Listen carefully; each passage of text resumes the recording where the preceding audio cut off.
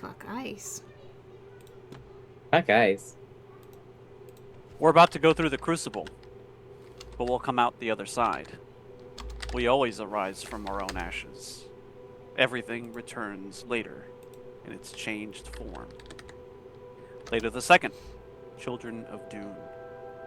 Welcome back to Dune Saga, everyone. This is Season 5 of our Dune campaign here on the Stolen Fires channel. I'm Eric, the GM for this multi-arc adventure series, which continues tonight with our final storyline to our saga, Eye of the Storm. A warm welcome and salutation to new and old viewers alike here to the Stolen Fires channel on Twitch, where there's always an awesome TTRPG live play to look forward to. Just as a content warning, this program does feature adult situations and language and may not be suitable for all ages, so viewer discretion is advised. As we continue to report from the Ninth Circle of Hell, we still want to bring attention to the plight of the Palestinian people in Gaza and the West Bank at the hands of the Israeli government and their enablers. Please support groups like Palestine Action over at global.palestineaction.org/donate, and the U.S. Campaign for Palestinian Rights at uscpr.org, as well as the Palestine Children's Relief Fund at pcrf.net. Donate what you can, and continue to educate for Palestinian rights. As far as music attributions go, shout-outs go to Pixabay, Scott Buckley, Darren Curtis Music, White Bat Audio, Coag Music, Tabletop Audio, Repulsive Sound, and Blear Moon. You can find more ambient sounds and tunes over at secretpress.bandcamp.com, scottbuckley.com.au, darrencurtismusic.com, whitebataudio.com, and pixabay.com/music. Thank you for our viewers and fans for tuning in.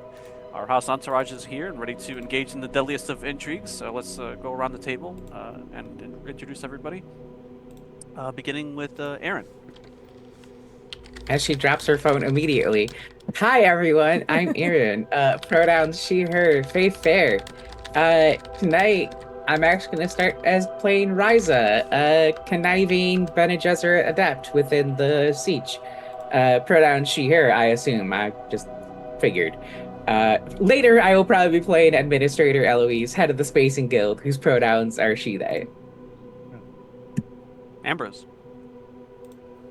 Hello, everybody. I am Ambrose, your friendly neighborhood changeling, and tonight I will be playing Zoshir and possibly Lysander. I'm in for a world of hurt.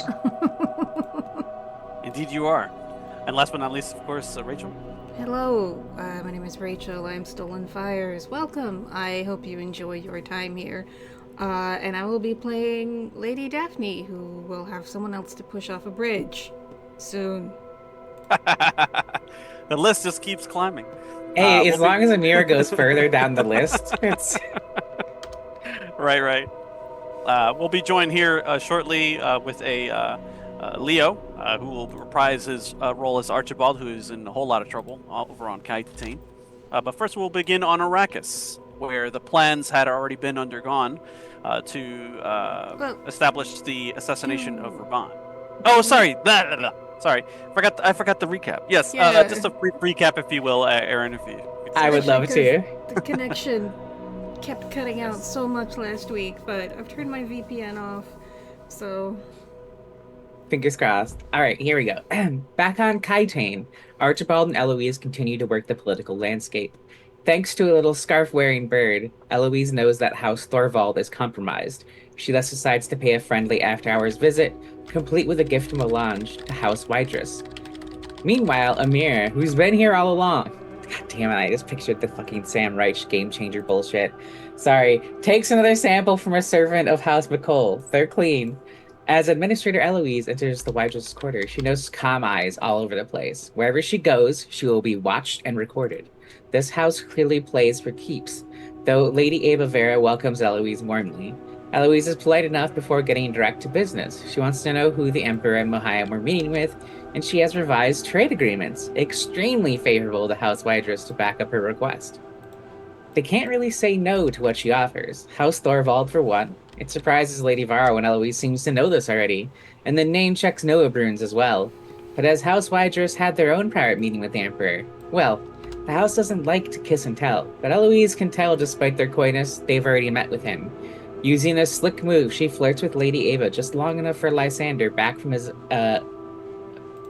assignation to sneak a sample from her. Assassination. Assassination, thank you. To sneak a sample from her. House Wydress is compromised. As Eloise wraps up her flirtation, Archibald finds where the representatives are relaxing after a long day of negotiations. He openly approaches Amana Hazad, the representative of House Lindarin, surrounded by associates who seem to be from Chom. Studying them, he identifies Lindarin as a house that helps subtly undermine the Emperor's authority by shipping weapons to rebels. Archibald introduces himself and is warmly welcomed. They pour him a spice beer, and Archibald brings up his knowledge of a huge spice reserve, the one held by the Emperor and Harkonnen in tandem. Wasn't this something Duke Leto accused, or was accused of? It seems as though Lady Amana is deeply loyal to what remains of House Atreides. They openly speculate about the various houses, who will likely side with the Emperor, what the religious houses are likely to do, and whose fortunes have fallen. He floats the rumor of the Emperor being possessed, but Lady Amana is not willing to believe that much. Not yet. She's never heard anything like that. Clearly, she would need to see incredible amounts of proof to be swayed. He pivots to the Ixian Hayliners, saying he has one, and it doesn't use a navigator. This greatly intrigues Chom, and Archibald offers to give them a tour. Right now, if they want. But they're too tired. Snake plans a tour near the end of the week. Before leaving, he buys another drink for an already sloshed Lady Amana. He artfully spills it, gathering a sample. House Lindarin is clean. Back on Arrakis, the plan is to kill Raban, who plans to hold a parade and a statue dedication in his own honor in Karthag in the next few days. Merlot has brought in a few people for support, including Hassak, a deeply faithful Naib who has pledged loyalty to Zoshir. The parade route leads from the airport to the residency, so there's plenty of time to get an attack in. But the Harkonnen dropships are a concern. They need to be taken without risking many, many casualties. During the meeting, Daphne picks up something strange. Something is going on between Merlot and Dr. Kynes. Merlot is noticeably suspicious of her, though Dr. Kynes is here as a figure as a figure of religion here, representing her father's green dream for Arrakis. Merlot should be reverential, though isn't. Rise is, of course, also observing, and knows this is a new development for Merlot, and that he was an early disciple of Kairos. Merlot goes over the intelligence they have, including where to find the Harkonnen Crushers, on the heavily guarded second moon of the planet. They can make no mistakes, as atomics are often stored in places like this. Rise suggests they might make counter use of the atomic left by the Atreides, but Merlot thinks they just need to be precise. Daphne gets up and says that whatever this plan costs, the price will be paid by their children, and then leaves.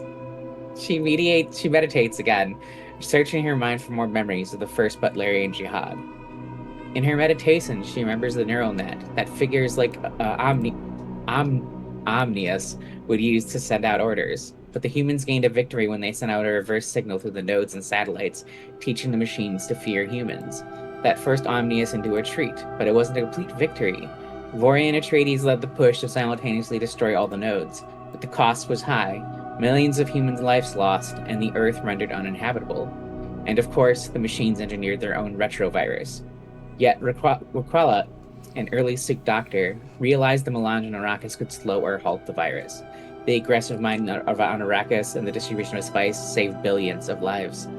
Back in the main room, Merlot insists that this plan must work. They need a win, especially one this effective and symbolic alike. But the first question to settle is who should pilot the Crushers. Ryza flirts again with Zoshir while suggesting this is a duty for Outframe.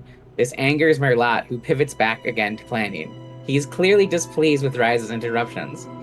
Merlot talks about infiltrating the moon, stealing the Crushers, and dropping them onto the parade. If anything goes wrong, they'll be swarmed by Harkonnen, so they need a contingency plan and an escape. After some back and forth, a break is called. During the break, Zoshir seeks out Merlot. The demands of the coming mission weigh heavily on him. Odds are high that whoever pilots the Crushers will not come back and will turn themselves into martyrs. He suggests perhaps Dr. Kynes might make a suitable martyr. Perhaps as a martyr, Zoshir could carry forward the Green Dream. Zoshir seems reluctant, especially without Dr. Kynes herself volunteering. Ryza's name comes up, but Merlot declines to comment on her, other than that he does not trust her. For more, Zoshir should consult with Sayadina Daphne. Fortunately, Daphne has finished her meditations and seeks him out in turn.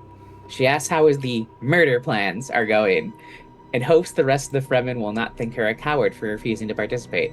Zoshir says she is not a coward, but a bearer of prophecy. That reassures her, and she reveals what she has learned. The stakes for a free Arrakis have risen. Removing the Harkonnen becomes even more important. Arrakis is about to become the Imperium's pharmacy, with Zoshir hopefully controlling it. The conversation shifts to Ryza. Daphne has so far been largely unaware of the other woman's actions, but she's had the same Bene Gesserit training. Daphne gives Zoshir a small demonstration of how Bene Gesserit can shift their whole being to seduce a target. And Zoshir, as powerful as he is a tempting target. They'll both better keep a better eye on her from now on. After speaking with Zoshir, Daphne finds Merlot. She wants to send coded messages about the medicinal properties of spice to Dr. Yuan Kaitane and Beatrice on Arrakis. But before she hands the message over, Daphne pins Merlot down on his resentment of Dr. Kynes and his apparent willingness to sacrifice the planet's only ecologist. He eventually reveals that the Adwali know Dr. Kynes is working with Zoshir, especially on the Green Dream. The Adwali plan to assassinate her, forcing a fracture in the council. Merlot believes that Dr. Kynes serves Arrakis best as a martyr, with Zoshir to carry on the Green Dream. Merlot, advised to do so by Daphne, reveals what he knows to Dr. Kynes.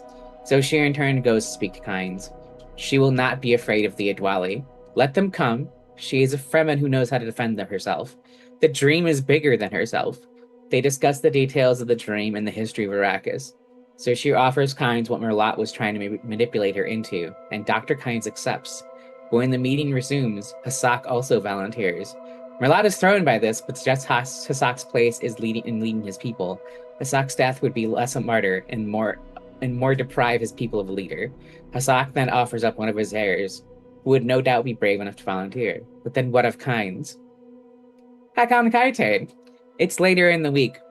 Archibald takes the Chobe representatives, along with House Lindarin, on a tour of his prototype ship. They're impressed by the design, but it's so small. Where's the navigator? Archibald reveals there is none. It's all heresy. He shows the video of Eloise's meeting with the Emperor and Mahayam, but as he hits play, or tries to, he hears a familiar voice in his head. Do you want to watch as I do this? It asks. The general has lost control of his body, and now he's going to show them exactly how this handliner works, by shoving the entourage overboard into the FTL coils, where they disintegrate. Thank you for reading that, Aaron, and thank you as always to Rachel for taking excellent notes. I apologize for getting ahead of myself. Can you tell I want to get to the consequences already? Okay, so we can begin on Arrakis, where the plans to assassinate Raban, one of the two remaining heirs of the Harkonnen house, is taking place. You've already chosen who's going to be the sacrificial lambs, so to speak, and now we need to get to the drama. For some of you, this will be simple, but for others, it will not. Who would like to begin? No volunteers, I see. I'll go. Oh, excellent. I've got something for you, too. Oh no. One moment. Look, here comes a consequence. Yeah. So the plans are beginning to fall into place. Merlat has been ordering people here and there and making plans to begin this very complex operation to eliminate Raban. But something has not been discussed yet, and you're not privy to these discussions, as you made it very clear to him. And yet he is shadowing your doorway within the siege. He requires something from you and only you. And he awaits quietly while you finish dealing with your usual business with Varys and the twins. Merlot? Apologies, Sayadina. I didn't mean to intrude on such a late hour. But something has come up. There is a complication, a problem that I require your assistance with. Oh, what do you need my help with? He looks at Varys and he's just like, anything you can say in front of her, you can say in front of me. Yeah. No, Varys can stay, obviously. The face dancer spymaster comes in from outside the darkened corridor and he's like, there's a good chance that either the Harkonnens or the Sardaukar may interrupt in our plans to eliminate Raban. We don't have a fleet of ornithopters to help to provide cover. In fact, it's very possible that they may detect our intrusions and move to intercept. Daphne, we need the suicide codes for the ornithopters.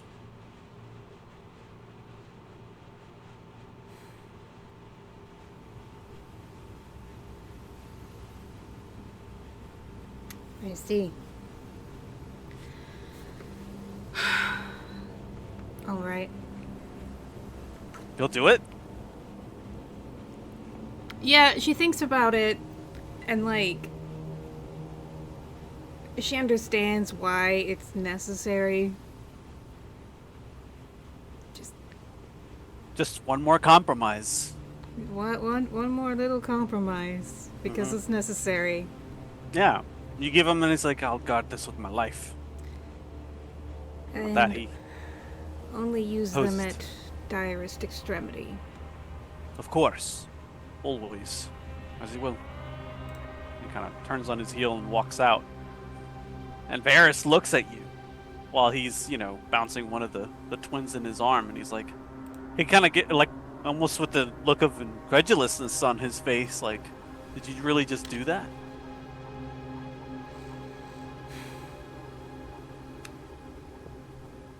I did some quick mental arithmetic. Yeah? And what was the remainder? Not enough, too much, but what's better, for a few Harkonnen to die, or for them to continue killing civilians? Somebody very wise recently forced me to make a pledge to stop taking lives.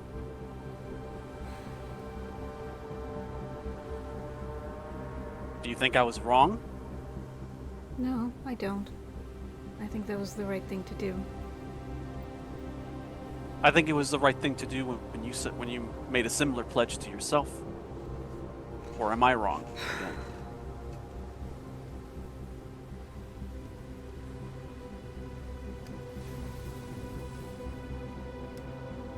I think we're both failing the moral calculus in this moment, Daphne. I think you might be right. He actually was expecting you to correct him, and so he's a little surprised for you to say that. He's just kind of like, oh shit. I don't know what's gonna happen tomorrow. Or the next day. But I know the Harkonnen can't win.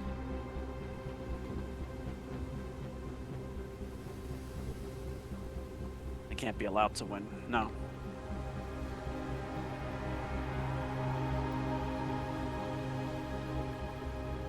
Well, if you're in for a penny, then we're in for a pound, aren't we?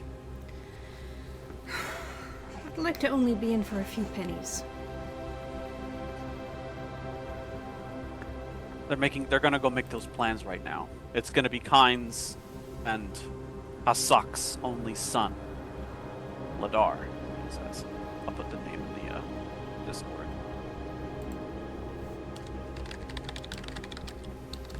Are you gonna stick to the sidelines? Or are we gonna get our hands bloody? I think the best place for us to be is the sidelines. So Sheer isn't getting directly involved either. I think there's no avoiding this for him, even if they are not involved, as you say. Yep. So she approved it. Out of the different options that Merlap placed before them, they made the decision. We're locked in, it says. I hope Zashir made the right decision, it says. I hope he did too. I hope we don't lose Dr. Kynes. No, it's an agreement. Speaking of Zoshir, you're in the evening after all the meetings and everything. You're making your way back to your quarters, and you go to lay down in the dark, and just trying to like focus your mind on something, but your hands catch on something on your roll, and it kind of like pricks you a little bit, and the alertness in you is like immediate, and like you turn and you think maybe that this is the work of a of a of a some kind of an assassination or something like that, because this isn't the first time this wouldn't be the first time actually that somebody has tried to take a shot at you, but you realize that it's not a weapon, it's not a poison dart or needle or anything like that somebody left in your bed. It's a hollow frame. You've seen these before. They're quite common in the marketplaces, even here on Arrakis. They basically can record a few seconds or so, up to about a minute of video and or audio, and they can play back in a loop. So it's like having a permanent holographic photograph. It's not activated currently, but you can activate it and see what it is. Yeah, curiosity killed the cat, but satisfaction brought it back. Turn it on.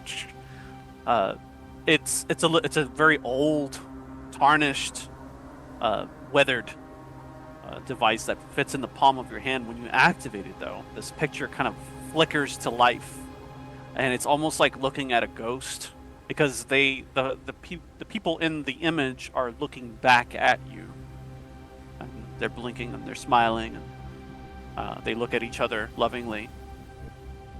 It's a hollow of your parents, pregnant with you.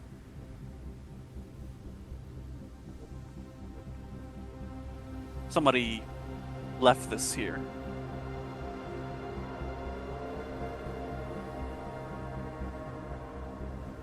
Interesting. You can feel free to enter the scene whenever you like, Riza. Perfect. I think she's probably been watching and like, using Benny Gesserit training, just outside the door quietly, waiting for this kind of moment, and she's going to let Zoshir have this sink in, and she'll if there's a curtain or whatever, I assume there's not a proper door. No. She'll push aside the curtain a little bit and just tap on the wall gently before she just walks in brazenly.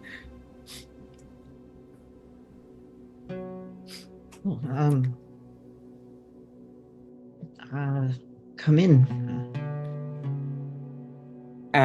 She walks in and gives the respectful Frabit style greeting to you, and it's forgive me, Madi, I didn't know the best time to give that to you.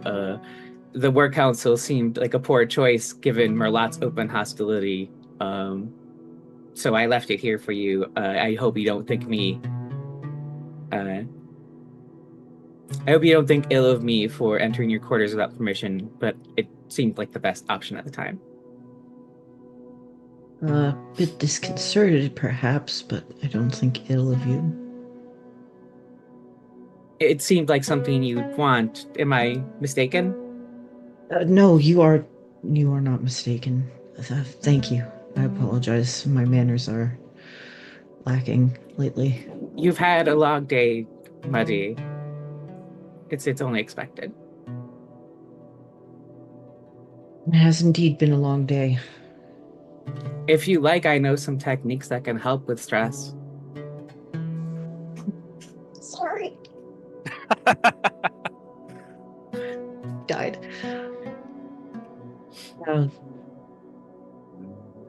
Meditations? Something like that, yes.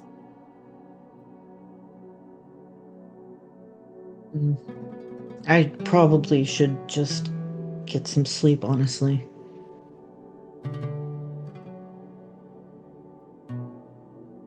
Are you sure? Sleep while stressed will end in stress dreams, which means you'll only wake with a new version of it.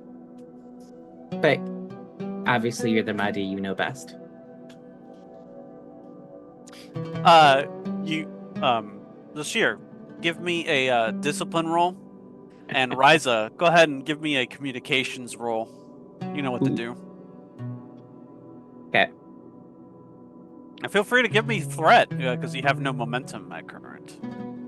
Yeah, I'll give you a threat for an extra die. Sounds good. Not now. If you're an NPC, don't you give us like momentum since you're one of Eric's characters? If you do well enough, you'll get momentum. But yeah. Let's see what. I mean, I actually have to look at statements because. Yeah, we're gonna use power here. Excellent. That's probably also power for me, which is only a 4. Oh god. Oh, did I quick whisper? I did. All right, perfect. I don't have a focus. Oh boy. Let's see what I rolled. Wow. Oh dear. Wow. Okay. So that earns you 2 momentum, Ryza, to your 1 success there, Zoshir. And as soon as the words leave your mouth, oh, I should probably go to bed. You almost regret them because, like, on one hand, you're holding the only thing left of your parents and that siege that was destroyed by the Idwali, and on the other hand, you have this woman who you never known before, say a week ago. But in that time, she's made an impression on you, and a part of you, like your voice, the words fumble and fail in your throat as you issue like, oh yeah, go ahead and leave or whatever. Like you kind of like stop yourself and you kind of just you can't help but look at her and just feel something stir within you. How does Zashir react? Rysa, wait. I submit. Yes. Oh my. Yes, Mahdi. What are these techniques that you mentioned? Meditation, yes. Also, there would be a physical component, only with your permission, of course. You've obviously seen how the Bene Gesserit move. We have a very strong understanding of muscle groups and nerve endings, and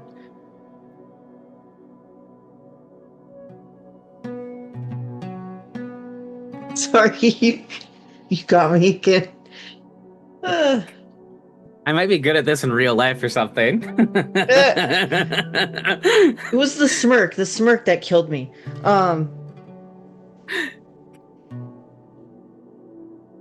You know, I probably do need to relax a little better. Perhaps you could show me. May I approach them, Warned Mahdi? you about this. I know, sorry. Yes. Thank you for asking. All right, so yeah, Ryza will come in and yeah, for sure, close curtain, approaches and goes like to sit behind Zoshir. And we'll like talk Zoshir through some basic meditative shit that Bene Gesserit know. And then Control is your going breathing. to end yes, some breath control, and then is going to apply Bene Gesserit hand massage fuckery. No, not like this. Like this. Let me show you. Yes, exactly. Yeah.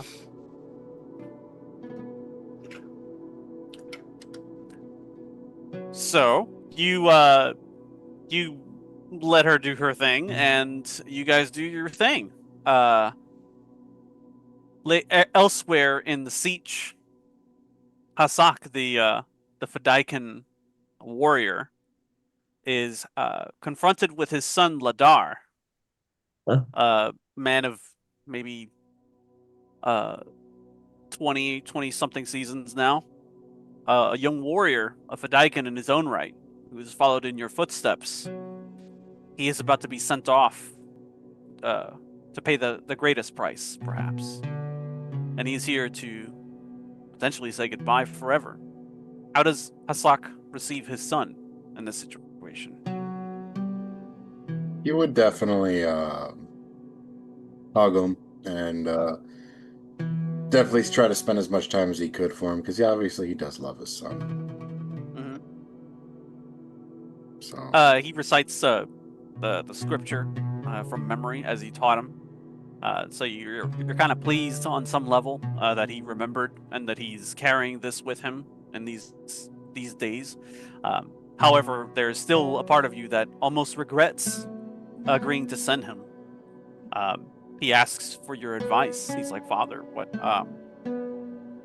what should I tell Liette as we board on for our mission? Is there anything that I should do or anything I should remember before we undertake this holy mission?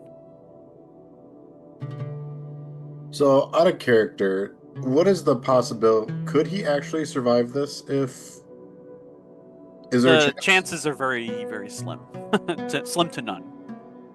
Okay.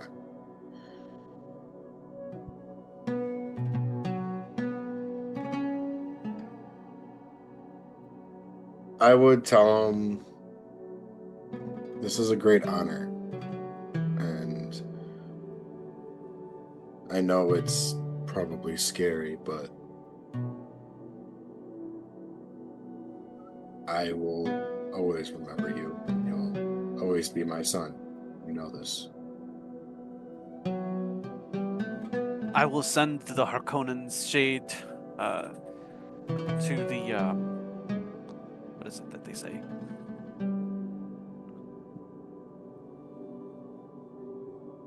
I will send his shade into Al Alat, the sun. Like to burn forever in the name of our people. He says, and with that, he gives you like a final embrace, and he goes to prepare his things. Like he raises, um, his crysknife, and really in addition to all of this, he just brings a small offering to give you. It's going to be the last time that the two of you sit across from each other and like break bread essentially, and because he's going to be leaving to the moon to acquire those crushers. So this is the last time, and with that, like he prepared like some small morsels to eat, wrapped in like these leaves. Okay. Um, I would. I guess yeah, he would give him a death token of some sort. Mm, What's the equivalent of like maybe a dog tag or something like that? good question. The Fremen usually take hold of like their possessions in the form of like litter johns of water and stuff like that, but I don't know what a death token might be. Maybe something personal to Hassak, like a miniature Orange Catholic Bible or something like that. Yeah, but now I'm gonna tell him I'm gonna say, and it's gonna be a necklace of some sort, and I'm gonna say, keep this around your neck. And Oh, no, it's got like a sandworm teeth or yeah, something like that. Cool. It's a good, that I like that. yep, and then know that you're not going to be alone through this. Thank you, Father. As he puts it on, he wears it with pride. Okay. So the two both Kynes and Ladar make their preparations that night to leave and board a special flight that will take them to the moon to undergo this mission. Uh, the actual mission itself will not take place until the next morning at the dawn, which is typically the time that the Fremen are asleep, since they're active at night primarily. But these are not normal times, and so Zoshir, I'm gonna assume that Ryza slips out at some point of your quarters before Zoshir wakes up, and along with the rest of your commanders and such, like Merlat, and you're summoned to the central part of the siege, where like the sort of the command and control aspect of things are taking place. Um, does Daphne put in an appearance, or does she kind of just like stay out? Uh, So I think she would have avoided the whole thing, Hmm. but then she gave Merlot the suicide codes. So This now is on sort you of now, yeah. yeah, so now feels like she's almost obligated to bear witness. Sure. Merlot is surprised to see that you're the first one there. And he understands. There's a quiet sort of understanding there as he kind of takes his place around the council chamber and waits for everybody else to come in.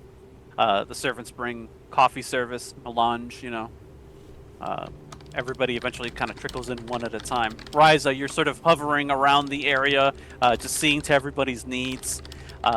Daphne, you notice there's a little bit too much familiarity between the Mahdi and this adept Oh, that I'm you've. gonna make a note to talk about that later. Not now, but definitely Sure. later. uh, Asak a very somber-looking Asak joins you at the table. He still remains stoic in his demeanor, however. Merlat says, "Okay, the operations is about to begin." Um, out of character, Zashir, how many assets did you want to commit to this particular operation? Because so far you have Kynes and you have Ladar, Asak's son, but you obviously need some people on the ground to perhaps prepare the way for a successful operation. He Merlat did mention that you're going to need to utilize some or provide some kind of air cover potentially if they're compromised. So how much did you want to commit to this? Do you want to send up like a bunch of Fedaykin ahead into the city of Carthage for the unveiling for the parade to provide some sort of cover on the ground? Did you want to dedicate some ornithopters, and if so, how many? Probably all of the above. Mm-hmm. I mean, how many ornithopters would be suspicious? There's going to be a lot of ornithopters already in the air, just because it's a massive event that's taking place in Carthage. And there's already a lot of security, but literally buzzing around, just because of the Raban's importance and like how the prestigious event of his unveiling for the statue or whatever. So it's already going to be pretty dense with air cover, or coverage, I should say. Oh, friends, does 3 sound like a reasonable number, or not enough, or too many? Merlat would agree. He said, like, that's sufficient. So if Okay. you want to commit 3 ornithopters, any Fedaykin that you want to commit to this assignment. Yes, definitely.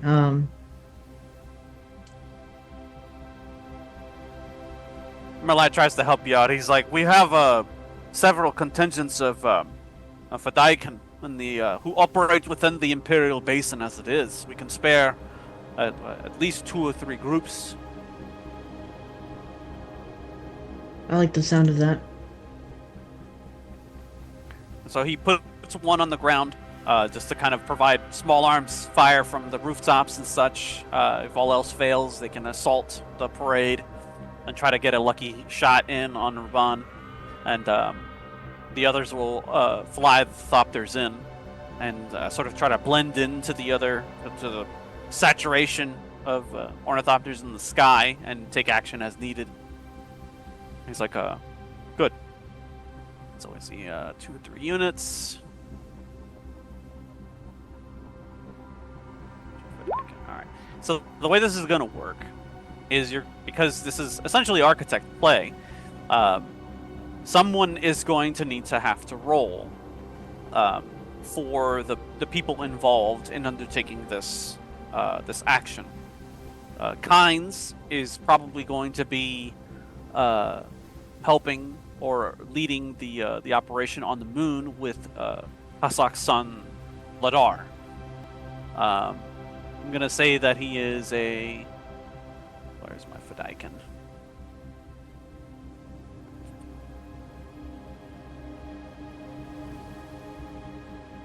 Here we go. I'm gonna say that he's accomplished Fedaykin, so he has stealth as a specialty. So let me see if I can give you the.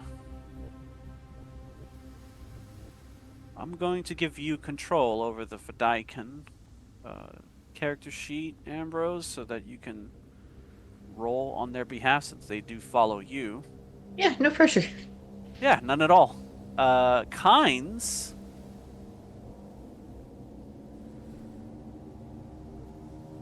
Here we go. I'll roll for Kynes. If you want to roll for the Fedaykin, you just need to make one roll. Or sorry, I think Kynes will be the supporting roll here. So you're actually going to be rolling both dice for the Fedaykin for in terms of stealth. This is going to be a move roll. Sorry, I'm looking for where they are on the sheet.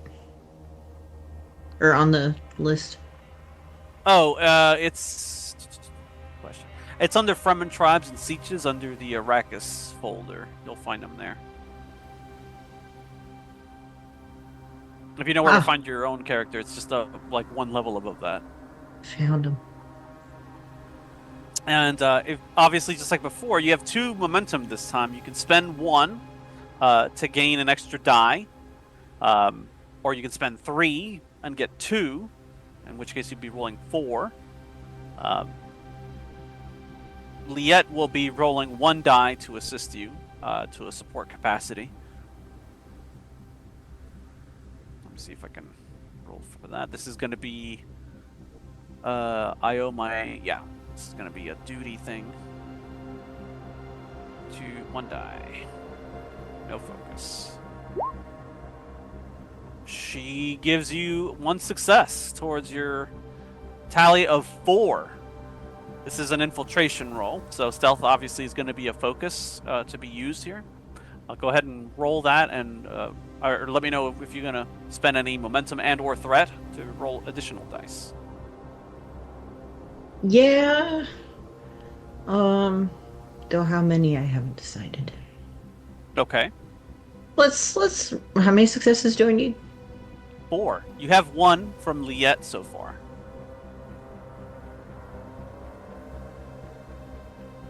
I will give you no threat to roll 3 dice. Very good. So that's 1 momentum. So you roll 3 dice, and you incorporate the focus because Fedaykin have stealth. Roll the bones. 3 successes it is. You're past the first part of this this particular operation. So if you can imagine, it's dawn on Arrakis, but in space, it's just like this transport that's just been hovering near the moon with no lights on. And then once the time factor comes in and their synchronized watches go into effect, they're okay. Then they start the operation. The lights come on and it starts moving. The craft hovers close and just kind of veers off the moon a little bit, and something small jettisons away from the craft. They're basically wearing these suspensor suits that they're using with anti-grav technology to help them sort of guide themselves in and to adjust it so that they can land on the moon sufficiently. It's a barren place, but there is a facility there, and there are Harkonnens guarding this place, mostly on the inside of the facility, but they still have they utilize comm eyes and things like that on the outskirts. So they wait for the right time for the facility to be shrouded in shadow, and that's when they descend. And they do so without giving themselves away in the process. And very, very slowly, very carefully, the both of them sort of moonwalk their way over to the facility to try to infiltrate it. And they manage to get through without much of a problem. They access what appears to be like a very large hangar type facility, and inside are these like massive metal orbs called crushers, and they make their way inside. Now, this next test requires that they understand how to pilot these things and how they operate. They're basically getting a crash course on the job training when it comes to this sort of thing. This will require an understand difficulty 2 roll. They can succeed at cost should they fail, but the results of that could be quite catastrophic. You understand? So, like with civilians getting killed in the process, that kind of thing. So you can go ahead and we need to decide who's going to make that roll. The Fedaykin has an understand of 5, so personally, I don't recommend that they're the ones to do this. Instead, it might be good for Dr. Kynes, who has an understand of 7, to be leading that effort while the Fedaykin supports. Sort of like an inverse of what we just did. That sounds suitable? Yeah. Okay. I don't think your own understand score for Zoshir exceeds that of 7, right? I'm not looking at the sheet. But... No, okay. Just check. All right, so she's probably going to go ahead and make a roll. Who would like to roll for Dr. Kynes? Rachel? I think you're Sure, muted. I can roll for her. Okay. Yeah, put you in here. There you go. There's your Good. sheet. So, just like before, you can spend a momentum to gain a 3rd die. The difficulty for this is 2. In general, rolling 3 dice, you're pretty safe. You're going to be having the Fedaykin assist you for whatever that's worth. How much do you want to gamble here? I'll roll 3 dice. Okay. So, that's And the so last that's of the an momentum. understand roll? Correct. So you're going to roll 3 dice for that one, and the Fedaykin are in turn going to roll once. Go ahead and roll whenever you're ready, Ambrose, for the Fedaykin. Okay. And that was duty? Or, no, I'm sorry. Oh, fuck. This is duty. Understanding. Yeah, for sure. Understand and duty for the, more than likely, for the drive.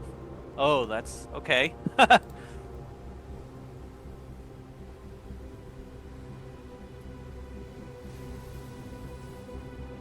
Oh, just 1 dice, right? Just 1 die, yeah. Okay, let me fix that. I would like to use Kynes' unquestionable loyalty to spend that bonus determination, because this is definitely in service to the Fremen. Oh, to re-roll? Sure. I get a icky roll. Mm-hmm. The Fedaykin doesn't know what to do with the controls. They're just kind of like befuddled by all of this. Kynes has flown things before, so she's a little bit more confident. But even still, this is like, you know, you've learned how to drive a car and maybe how to fly like a helicopter. This is a tank. Yeah, so yeah. An airborne tank. I'm sorry that I could never remember the answer, but spending a determination after the roll Means you can re-roll whole however thing, many of your okay. dice. Yeah. Any number of dice that you've rolled, you can re-roll. Okay.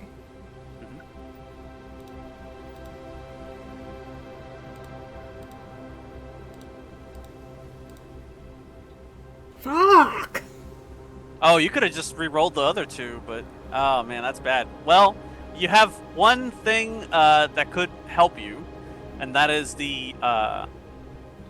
Oh, actually, Ladar can spend a determination point. They are named characters, so they have a determination point of their own. They can use that to re-roll if you don't want to dip into your 2 bennies that you have available. Let's use Ladar's determination. Okay, Trey so- also just dropped another Benny on us. Oh, we have 3 Oh, out. dang. Big spender. Okay. All right. Go ahead and re-roll that, Ambrose. 1 die. You need 1 success.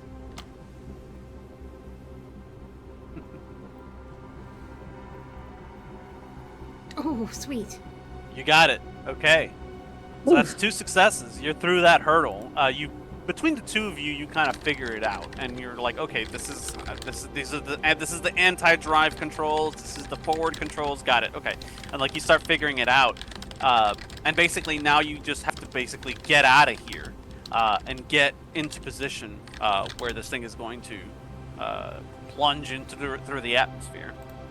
That's going to be a little bit more challenging. Let's see. So the first thing you got to figure out once you're inside of this thing is how to move it.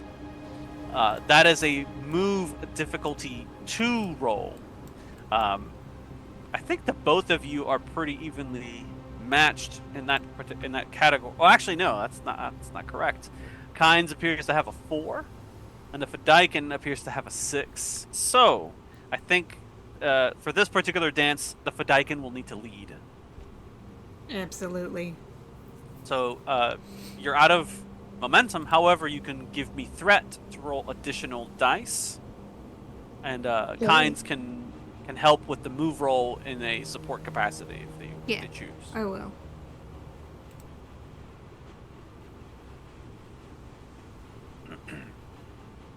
How many dice are you rolling, Fedaykin or Ladar?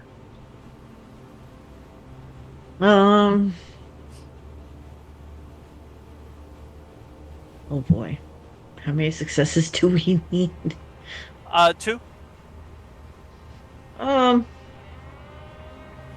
I'll stick with the two. Does stealth count as a focus for this? No, this is movement. Curses. Unless you're trying to be quiet and somehow sneak out of here without the Harkonnens noticing, that's going to be an exceptional. I'll probably drop some threat and increase that to a 3 if you're trying to do it quietly. What do you think, Rachel? Should we attempt to do it quietly? Yes. Okay. Difficulty is 3 then. Spend the 2 Then threat right now. I will give you threat to be able to roll 3 dices. Okay. So that means I'm back to 14. Go for it.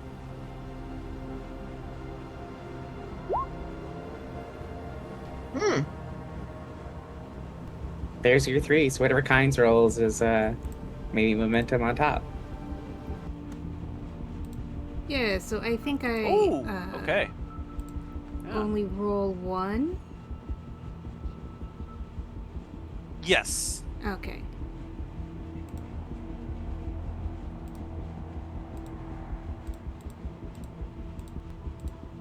Yes! Yeah. Okay. So you actually got some momentum back from that one.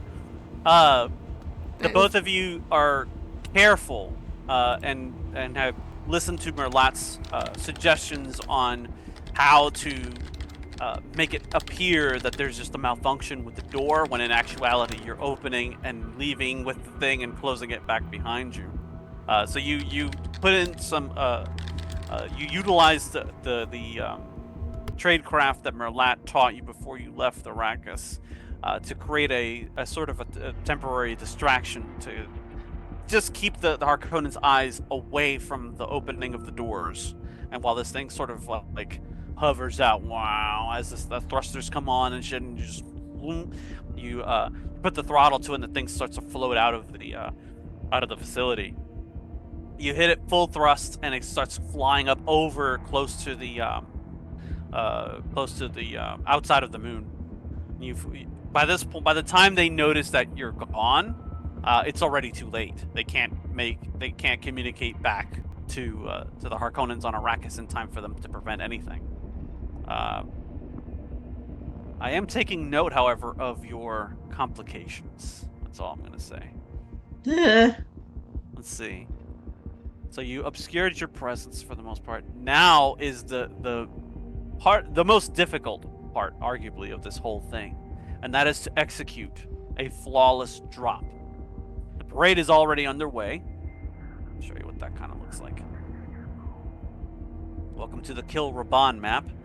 We're just going to pretend that this isn't, say, Arakeen, and instead it's our Carthag, because it's basically the same layout. But if you notice here, Raban is on the city shield wall, and he's going to be making his way as part of the parade all the way through the city, all the way to the residency.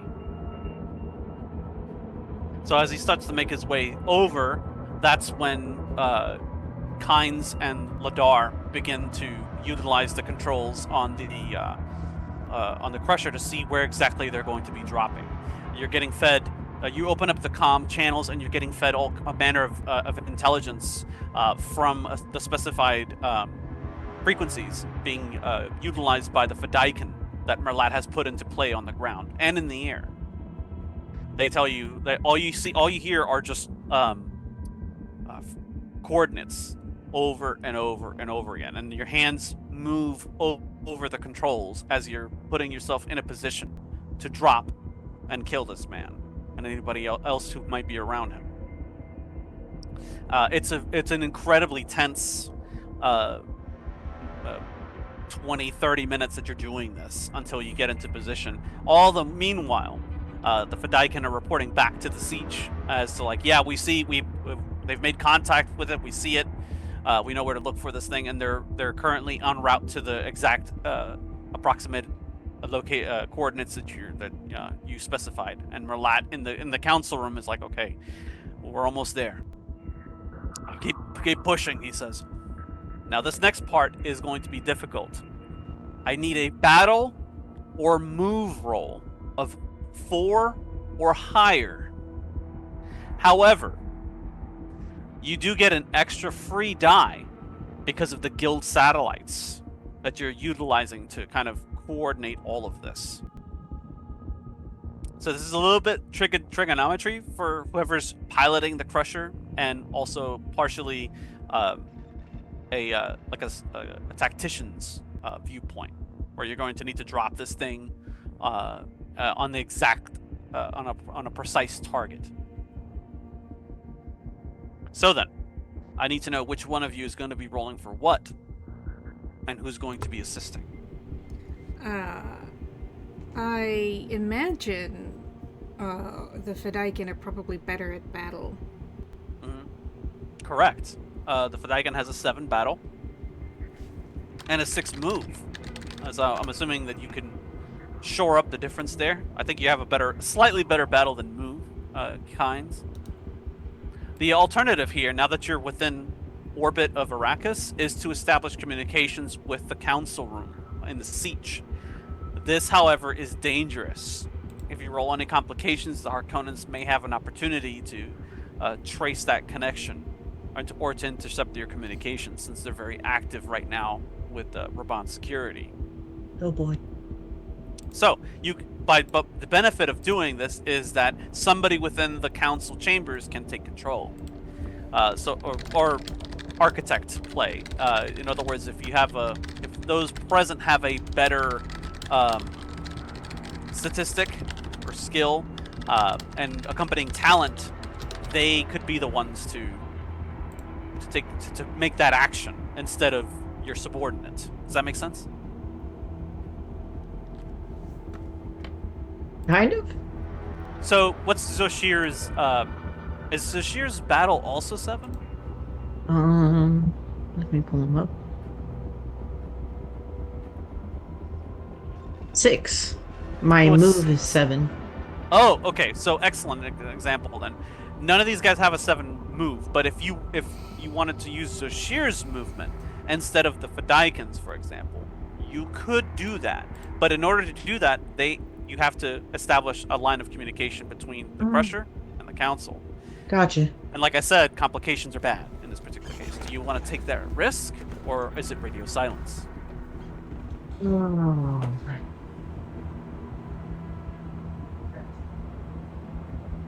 The two of you, by the way, in this big metal sphere in the atmosphere, as it's getting hotter, you're sweating your ass off. Swamp ass.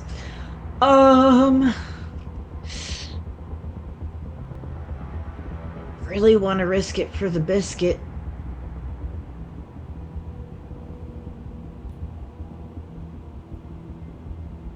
What does Kynes say?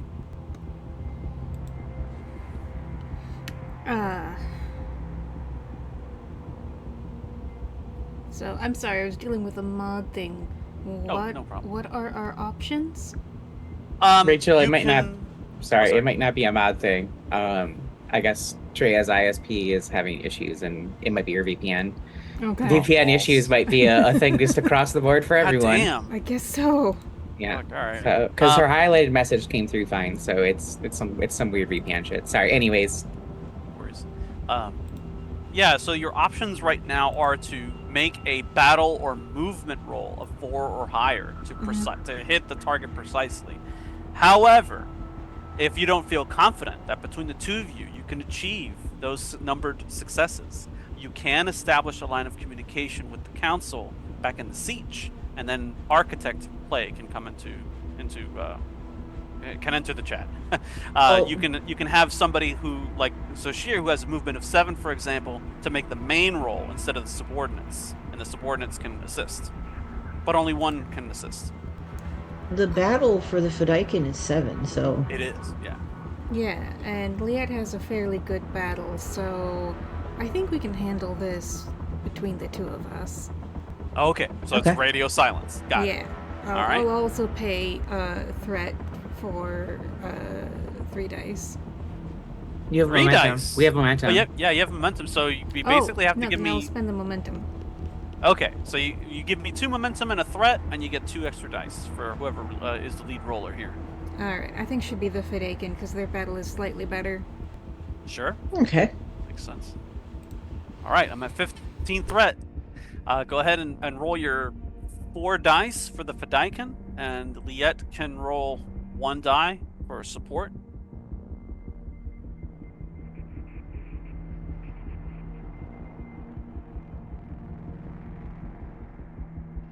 Oh, and don't forget, actually, you roll 5 dice, Oh. Ladar, because of the guild satellites. Just forgot. Oh shit. I'm gonna Uh-oh. spend a penny. What did you roll? A 20. Oh, oh, you really don't want a complication right now. Oh Okay. man. Okay. Hmm. Do we have any other videos? You got okay. You got 3 successes. You got 3 successes, and you have 3 bennies right now. So all you need to do is roll the 16, the 14, and or the other 16 that you rolled that failed, and you just need 1 more success. Okay. Okay. Okay, so I'm rolling 3 dice. Yes. Yeah.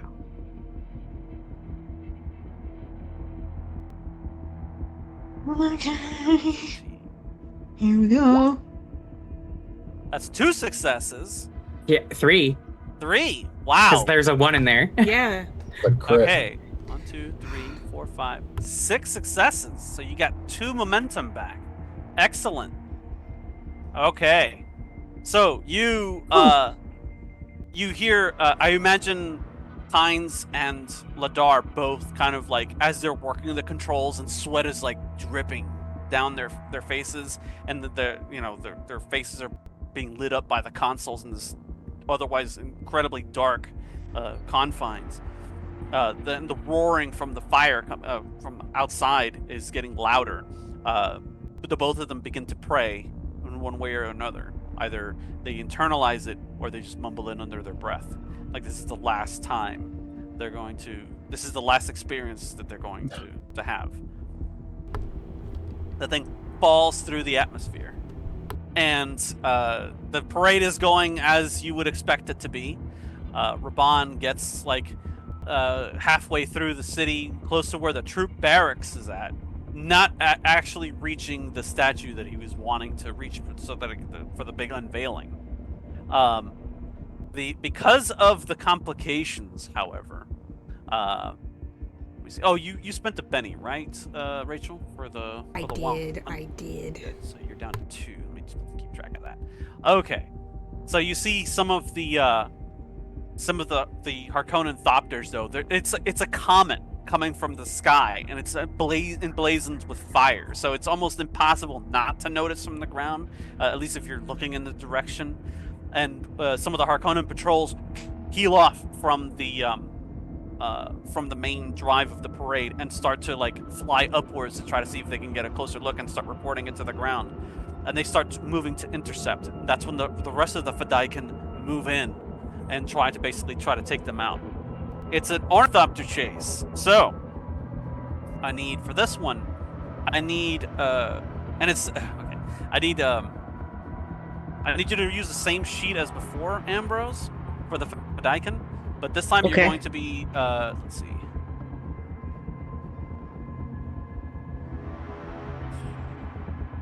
Yeah, you could use battle or move. Keep it real simple here. But yeah, you're basically 3 versus 2. With you being in the majority here, all the Fedaykin are moving in. to take out these two ships that are moving to intercept the Crushers. So far, everything appears to be normal on the ground level. No one's been alerted as of yet, but there is a buzz starting to make its way through the Harkonnen forces. The Fedaykin realize immediately that you're not dealing with Harkonnens. These are Sardaukar, providing security shit. for the city. Yeah, so they're moving in fast, and they've got missiles at the ready. They see you coming up behind them, and now it's a dogfight. I need you to give me a battle roll. I'm gonna roll for my Sardaukar as well, Okay. and I've got threat, so I'll spend it. Shit. Let's see. Let's go with the 2 dice. So I'm rolling 3. Like 3 dice.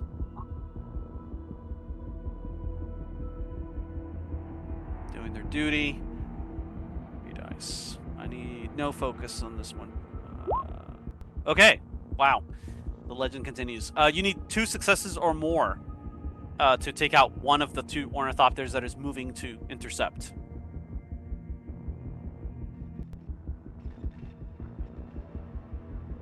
Okay. We don't have any bennies. Yeah, we do. We You have do. two. Oh, we do. You have 2, and you have 2 momentum. And we have 2 as well. momentum. Yeah, you guys knocked it out of the park with that last roll. Oh, I'm gonna use momentum. Okay. How much? 1? That gives me 3 dice, yes? For the Fedaykin, they're NPCs, so you roll 1 die for them. Oh, gotcha. Okay. Yeah. Um. That's why I spent 3. Okay. Yeah, I will do. Should I do 2 momentums? Get I 3 think you need dice. 3 to get 3 Is dice. that what I mean? Oh, Yeah. okay. That's fine. That means I'm back up. Well, hold on. That means 2. That means I'm up to 13 threat. Cool. Please don't die. 2 successors or higher. Yeah. Got it. Boom. Okay. The Sardaukar are expecting to be shot with las guns, so they deploy their shield. They think they're safe. They are mistaken. You fire the missiles that are aboard the Fedaykin fire the homing missiles aboard the ornithopters. It makes contact, shorts out the shield, and the las gun finishes them off. The thing bisects the craft, and the thing explodes. The other craft drops back and tries to get behind you and tries to take you out in one fell swoop with a las beam. I need you to make I need the Fedaykin to make a movement roll, no focus, and I'll tell you what the difficulty is here in just a second when I roll the dice. Battle. Oh, I need to. Yes. So I'm gonna be down to 10 threat. 3 dice. They're gonna try to shoot you to death. Well, actually, they get a focus for that one, but not that it matters because I rolled like shit, as always. So, unbelievable. Yeah, it's just 1 success to not get shot. 1 success to not get shot. Got it. You roll 1 die, unless you want to give me threat and roll a second. Yeah. You have 3 ornithopters. Yeah. I'm gonna give you a threat. Okay.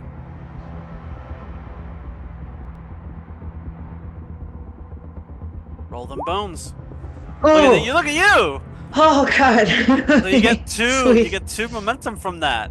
So that was a smooth move. There's some quick flying on behalf of the Fedaykin. The las gun beams come incredibly close to the chassis, and you manage to swerve out of the way just in time. You're like like snakes flying in the sky. The other 2 ornithopters break off, and they try to come in for a pincer attack. You get to roll for them now.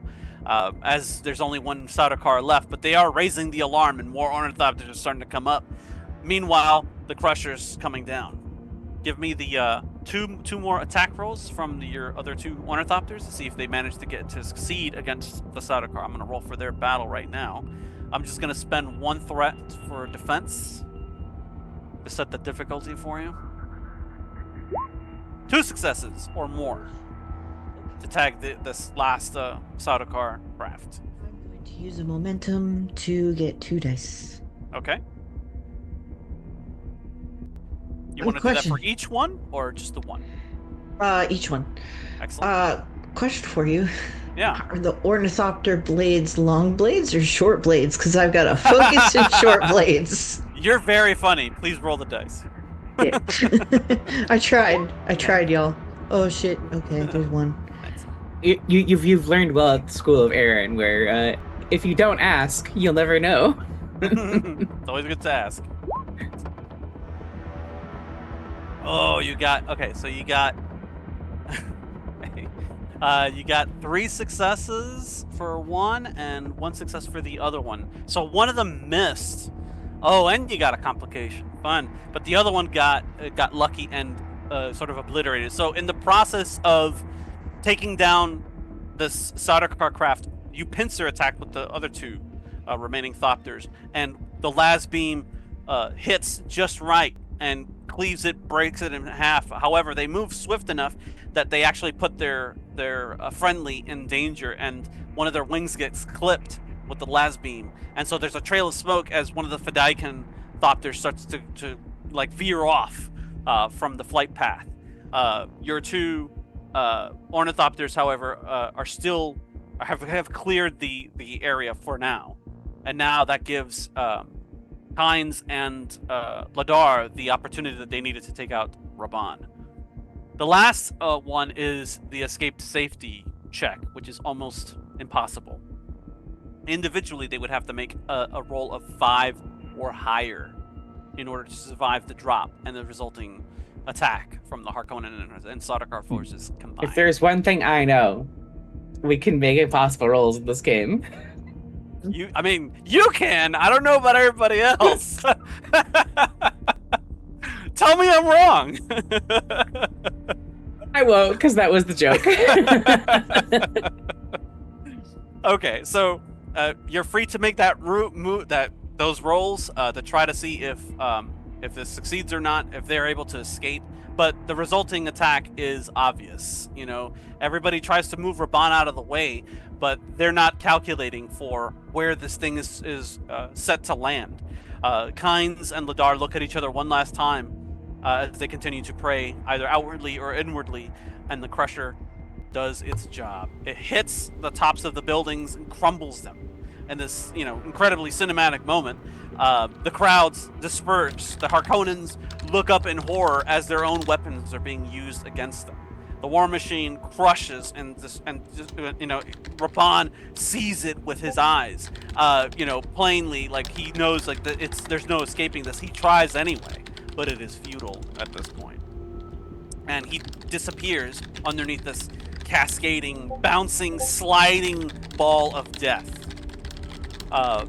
The rest of the Harkonnens and the Sardaukar bring their las guns and immediately open fire on the cutter, on the Crusher, cutting it open with las beams. There are no shields on this thing. You're free to roll for either one of those characters to see if they can survive. You have what you have in front of you, and that is all. I think I had 10 threat left. What about his my guy's son? Oh yeah, he's the one who's on board the Crusher along with Kynes. Yep. They so have what's mine? The Fedaykin sheet here. That is Hasak's son. He's using that sheet. Okay. So he has a move of 6, but I mean he would have to do something miraculous to be able to escape the view. And this is already that he's kind of accepted his own death in this instance. It's questionable whether he would be trying to flee at this point, but if you think you're lucky, you can try to roll. However, I would warn you, or I would preface that any rolls going forward would probably not be benefit to the bennies that are afforded the actual player characters. That's fair to you. Fair. Yeah. Yeah, all right. Well, I'll make Kynes' roll. Is this battle? This is move. Move. I'll make the Fedaykin roll. Just sorry, it's whatever for you shits want. and It's gigs. whatever you think you need to escape. Probably battle or move, though, out of the 2. I'm gonna do the Fedaykin roll just for shits and gigs. Okay. Hopefully. Do that roll. It seems appropriate. Hold on a second. I'll clue you into that sheet so you can utilize it. Okay. Watch, if you- everybody dies but him. I mean, this was intended to be a suicide mission. Everyone kind of knew that they weren't coming back. Yeah, we could use a momentum, right, to roll 3 dice. Yes. We are In gonna this- lose it when we switch scenes, so it actually Oh, yeah, does make 100%. sense to spend the momentum. How much So- do you I'm have? 100% gonna lose it. It disappeared off my sheet. I want to say, yeah, I want to say you had like 1 left. I'm But pretty I sure don't there see was any. one left. Yeah. My threat all but disappeared for some reason. I see you with 10 threat. Us with Oh, 2 bennies. fuck. Your malevolences. Well, rip. What about Rip Kynes. Goodbye, Dr. Kynes. The Fedaykin roll now. Did you find the sheet, Leo? Where's the Fedaykin under? I'll show you. Arrakis. I got Fremen, tribes, and sieges. Oh, I found it. There you go. Thank you. Oh, so what do I gotta do? 5 successes. Battle or move, your choice. You already Could I spent your use determination point. Could I use discipline because I have survival? This is not survival, or at least not in the sense of like desert survival, which is what it's supposed to be. All right, you You're said in the what? city now. You said move or communicate? No. Generally, this is going to be a move or a battle roll to escape without being horribly maimed or killed. Could I use the stealth focus on this to blend into the You can. background? All right. Okay, well, so I have a Play 6 dead, in maybe? move and a 7 in battle. But I have the stealth focus. Should I use move instead of the battle even though the battle is higher? Yeah, because the focus gives you a better opportunity for 2 successes, just mathematically Okay. speaking. Yeah. Even if your target number is lower, you have a better chance of 2 than like with no focus you only get it on 1, right? Gotcha. Do we Yeah. got any do we have no momentum, do we? No, No. I think Kyne spent it, so Yeah. That's fine. He actually has a pretty good roll for this. Yes, focus. The Fedaykin are exceptional. Oh, 3 successes. This is a move, so he was trying to be slick. He was trying to slip out on it, or maybe he was trying to play dead. As the Harkonnen and the Sardaukar cut their way into the crusher, they find the bodies of a very deceased Dr. Kynes, and they look over and they see like a Fedaykin young warrior, I don't know if he would do that. Would Ladar pretend to be dead and try to be deceitful, or would he try to like just flee? Or it may trust me, it does matter what he does. If they try Okay. to fight their way out or use some kind of guile. In terms of the religion, what is like what if you flee? Is that like a disgrace? Not necessarily. You live to fight another day, fight your oppressor, etc. Okay. Well, I didn't know if like the religion was like more of a battle focused religion where like if you run away you're considered a coward kind of thing. Not quite Warhammer 40k, but Got it. Okay. Does he see an opening for it? Possibly.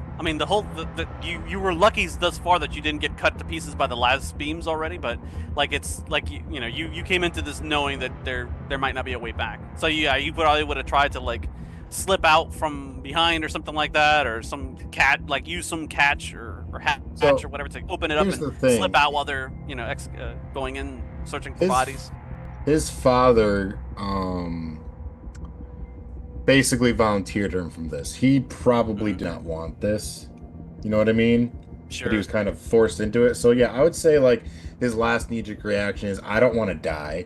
So He did. yeah, Yeah, you try despite to all flee. odds, like he decided, despite everything that he's done, he's like, I still want to live, and like you try to Yeah. run out you try to run out, but they see you and they open fire on you, and Ladar dies in the streets. Just another Fremen gunned down by the Harkonnens and the Sardaukar combined.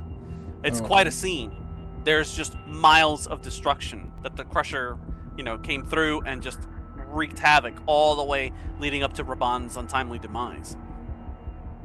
Or maybe it was timely demise. But back in the council chambers, Merlat receives the word from the remaining Fedaykin who are still in the air. They report what they're seeing. Kynes and Ladar are dead, but so is Raban. The Harkonnen have lost one of their heirs to their throne. Mission accomplished.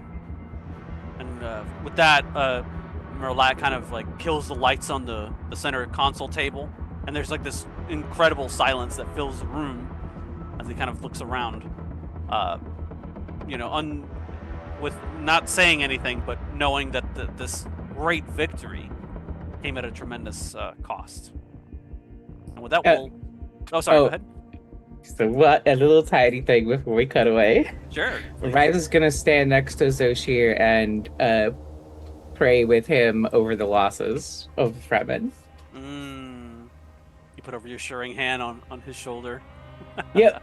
It doesn't go unnoticed by Daphne, of course. After some good old wienering. And with that, we'll take our mid-show break. We'll be back in 10 minutes, everyone. Don't go away.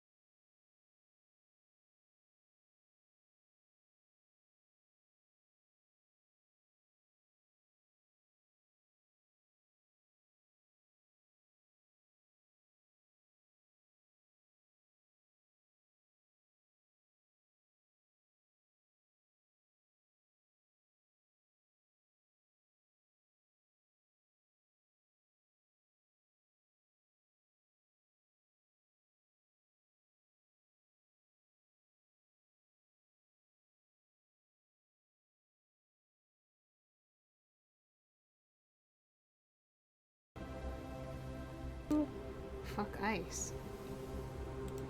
Welcome back. Where we last left off, our intrepid group of agents successfully assassinated Raban of the Harkonnens, and now we're having to deal with the aftermath. In particular, the mission, that part of the operation is definitely over, but Merlat is getting communications from other Fremen in the field that one of the Fedaykin ornithopters went down in the northern wastes outside the city of Carthage. And so they're basically having to run for it and then trying to move to extract. The Harkonnens are in full panic mode, though, and their security apparatus is, spreading out. Ornithopters, hover cars, etc. They're all, the whole thing is being employed. And this is where he looks up and locks eyes for a moment with Daphne. He's like, employ the codes, do it now. And that's where you see the little bleeps on the radar of the Harkonnen ships that are coming in suddenly disappear off the radar, as the suicide codes are utilized with the help of the guild satellites that they now have control over.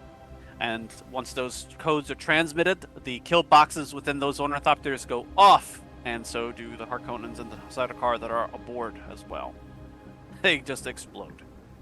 So with that, the rest of the Fedaykin are successfully pulled away from the operation, and everybody is clear.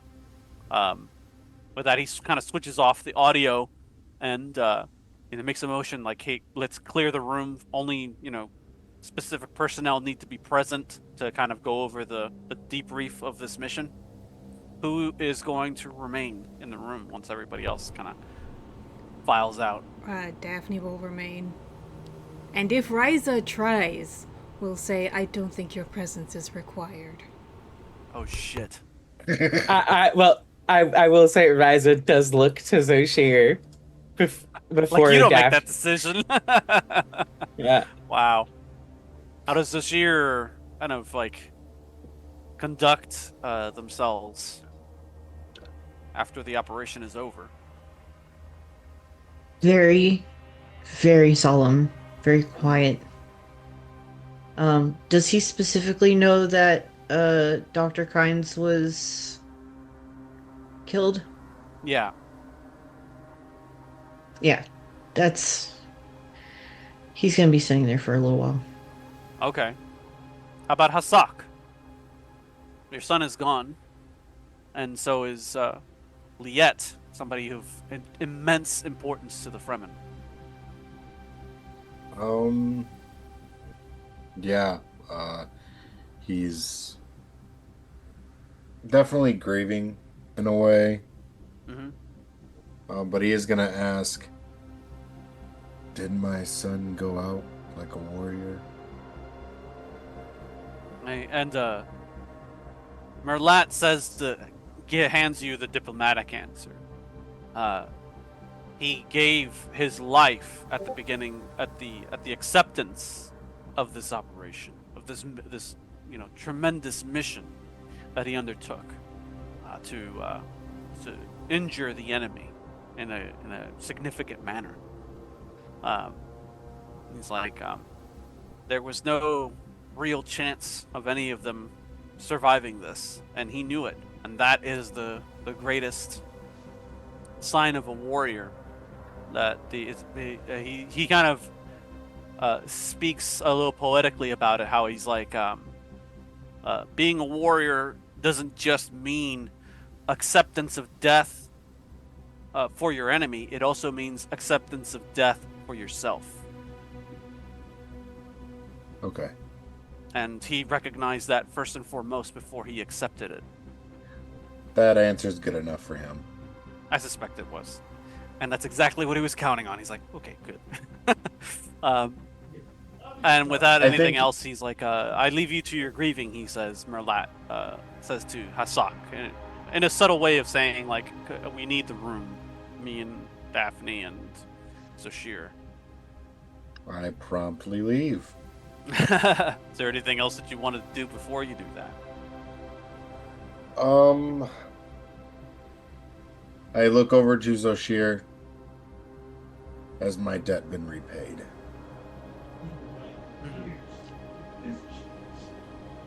It has been beyond repaid. I nod my head in agreement, and then I leave. Okay.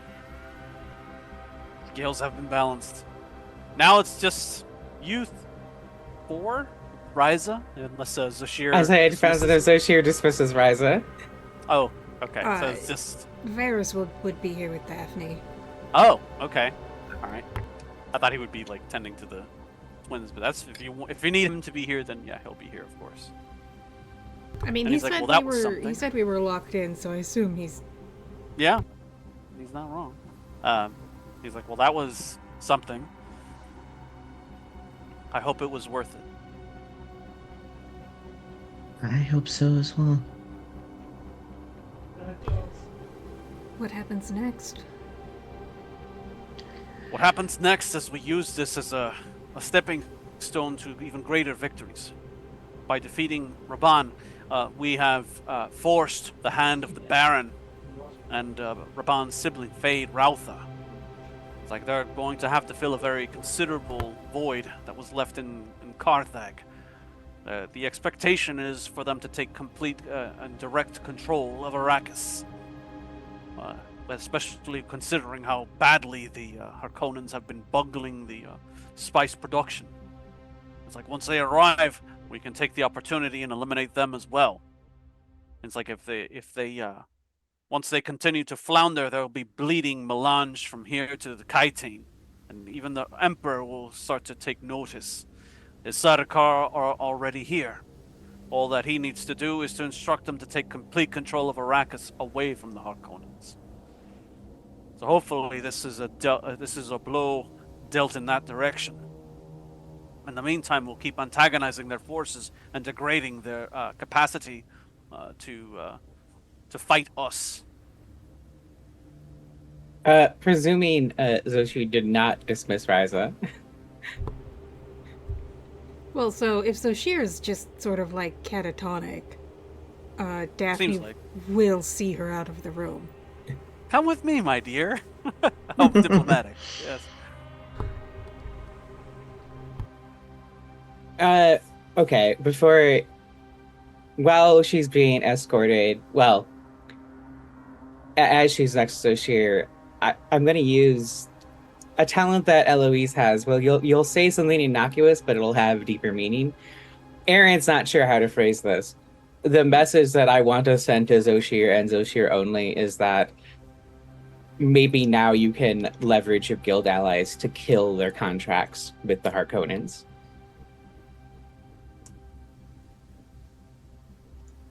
How would she get that message to him?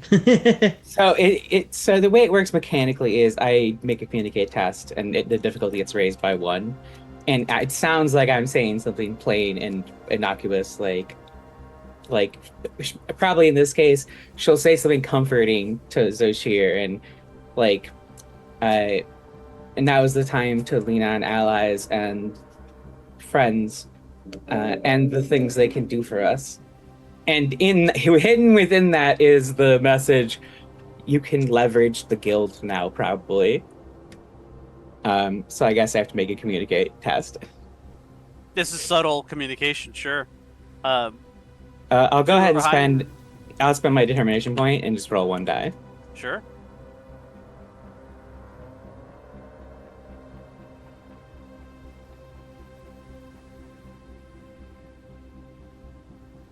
All right, so I hit the 2 with the determination, but no, and there's a complication. There is a complication. I have a feeling I know what the complication is. You can just pay it off with 2 threat. Oh, I can do that. Okay. Can I offer you a bargain? Would you prefer 2 threat, or would you prefer Daphne knows that I just slipped this little piece of intel? What's more interesting for you, Eric? Whatever you think is more spicy, I will do. Oh, the latter, I think. Yeah. All right. So yeah, Daphne knows exactly what Ryza just did. And then she'll be escorted, apparently. And the message that you wanted to convey to To Zoshir again? Zoshir is that the Harkonnen have fucked up so badly here that it's well within reason because the guild have proposed an alliance and it's been accepted by the Fremen. So she can, or sorry, he can ask. Riza is asking Zoshir to be like leverage the guild and have them cancel the Harkonnens' contracts because nothing moves without the guild, Right. and the Harkonnen are Ooh, clearly failing. ooh, ooh. And Riza's then making moves, Daphne. I know, and I'm holding my tongue until she's out of the room. Very well. So after she's escorted out, Merlat's like, all right, it's done. Our people are. We're moving our assets off of the field, and we're going to have them returned to us, along with. He's like, we can make an effort to retrieve their bodies, to give them the proper Bremen departure, take them to the stills, and in the meantime, we'll have a symbolic ritual here in the siege, and word will spread soon after that Liet is no longer with us.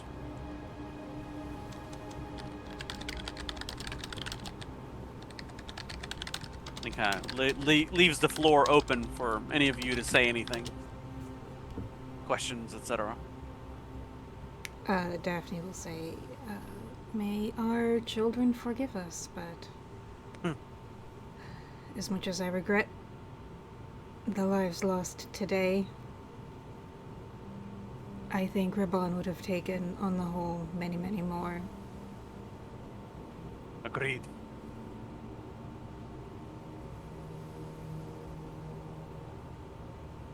Hope we can forgive ourselves.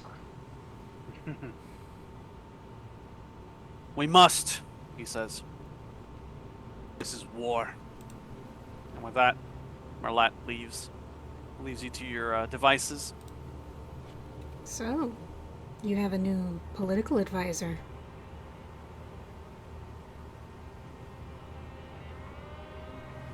I. What she says makes sense, but I don't know that that would work.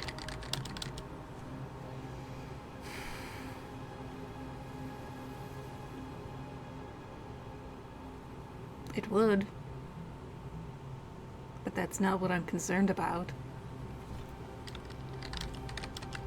What are you concerned about?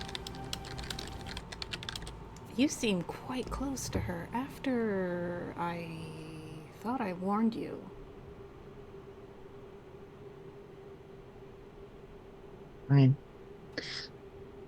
I admit that I don't know what's wrong with me exactly. I can't seem to turn her away. What happened?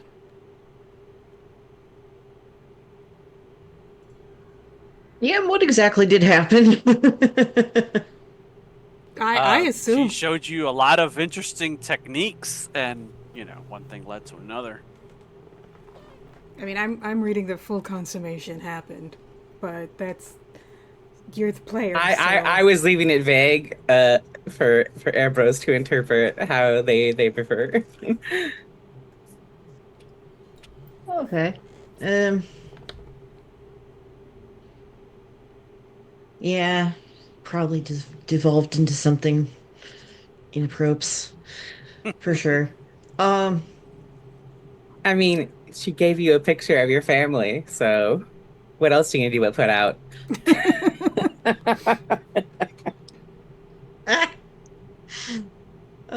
yeah, he will look at um Daphne and just knowing he utterly betrayed her. Um, I'm I'm sorry. sorry for what?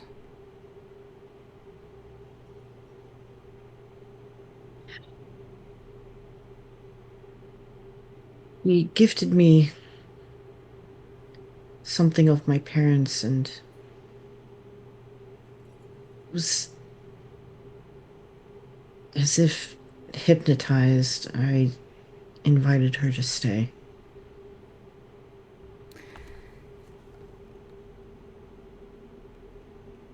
After I warned you what she was like. Yes.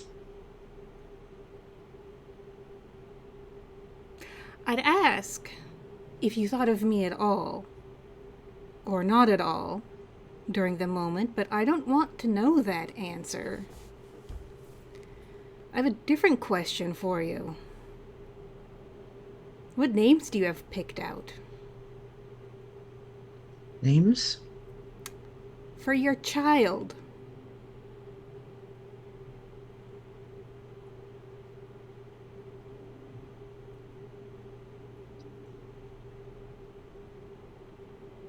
I She's don't. pregnant. How can you know that for sure? Because I know what the Bene Gesserit can do, because I happen to be one. I chose exactly when I wanted to get pregnant. I chose to have twins. She chose to have the Mahdi's firstborn.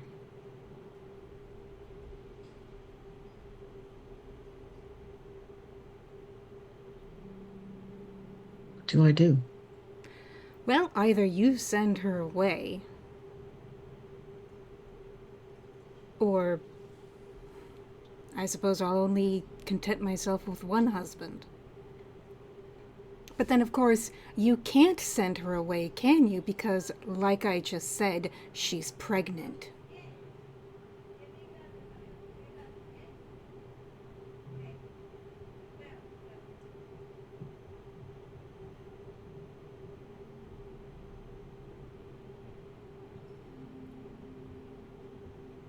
You never did that to me. No, What I didn't. she did. Correct.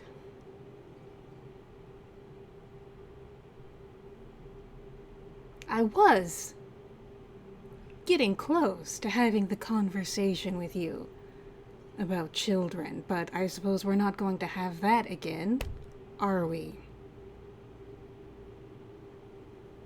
I will send her away. And what happens 9 months from now?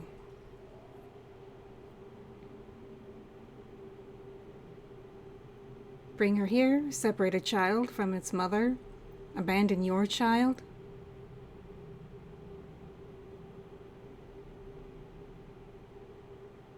No, I suppose that is unfair.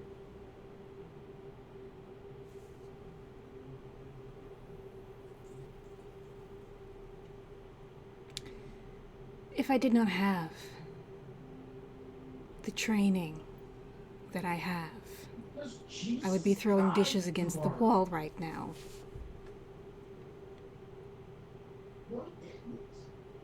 I suppose it's a good thing for us both that I have slightly more self-control than that. A shame you didn't.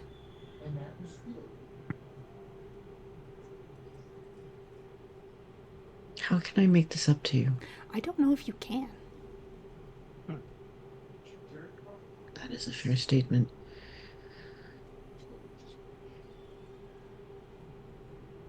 Find out, I suppose, what she wants. Does she just want to be mother of the Mahdi's child, or does she want something more?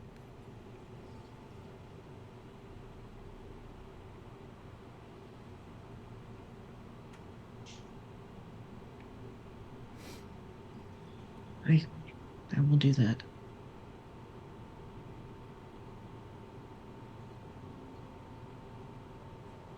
I have a funeral to go prepare to officiate. And Daphne will just leave. Yeah. Varys says absolutely nothing and just follows right behind her. I assume he probably just gives Oshira you done fucked up look. He's Probably. like, yeah, he's just like, just leaves. Like, oh man. And with that, you're left by yourself to contemplate what just happened, Zoshir. You know, for being the Mahdi of the Fremen people, you're constantly surrounded by people, and despite that, you've never felt so alone. Hmm. Switching gears, Ah.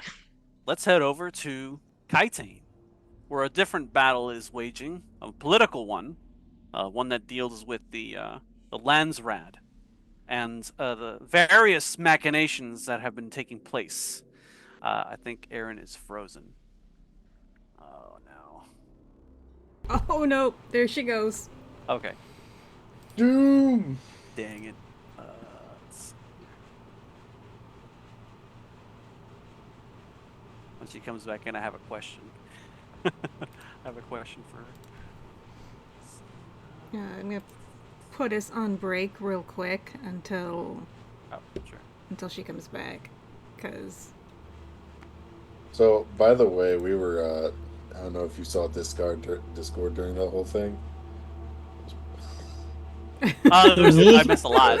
Damn it. I love the GIF thread. Also, fist bump to Ambrose for the really cool Yeah, that scene. was a great scene. That was an excellent scene. Actually, give yourselves a point of advancement for those characters, at least one. Ryza is gonna get all of the advancement points, however, when she comes back. Oh, dang. Their got 2 missions were seduced. accomplished this week. I Yeah. knew it! I knew it! I knew she wanted to get knocked up. Welcome back. Thank you. Go ahead and give Ryza 3 advancement points, please, for successfully oh, good completing her fucking mission. God. I will have. I'm very sorry, everyone, but you can't put an evil woman in front of me and not have me play her well. I know, No, you did great. You with did aplomb. great. Excellent, yeah. Oh, Lady Eloise, I didn't know you shaved your hair. I know. I'm moving the boxes I know, but- around.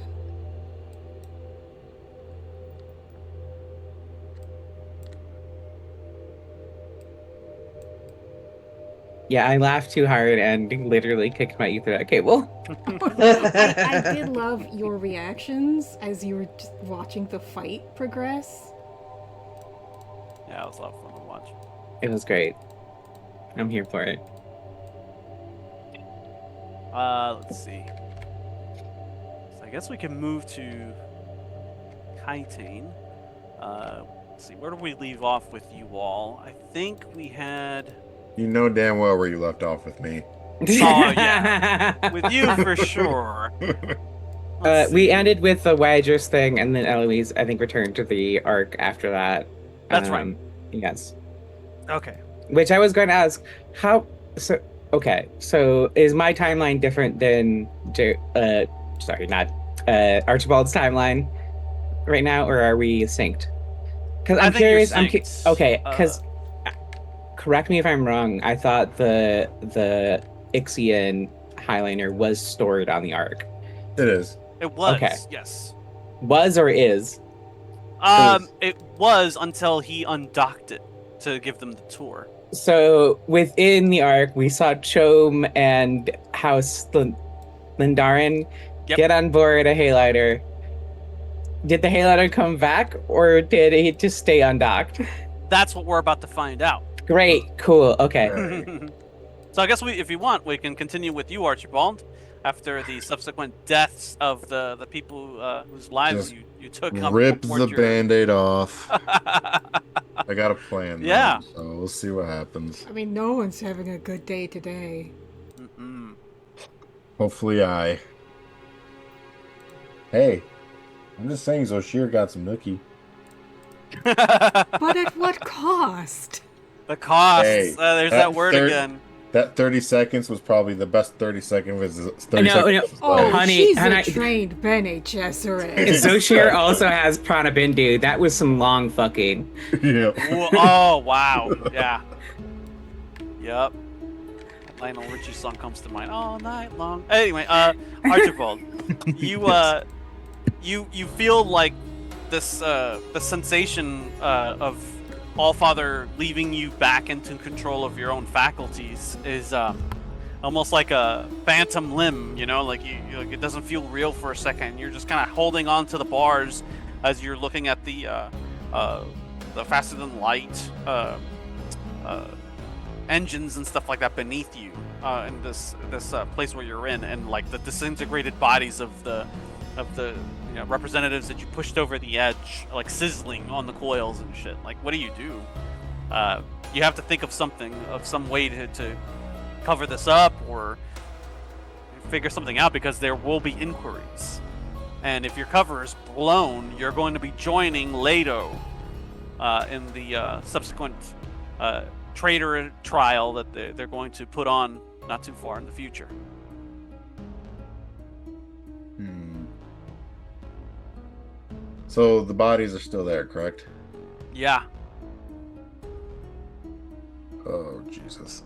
Okay. partially disintegrated. They won't be there for long, though.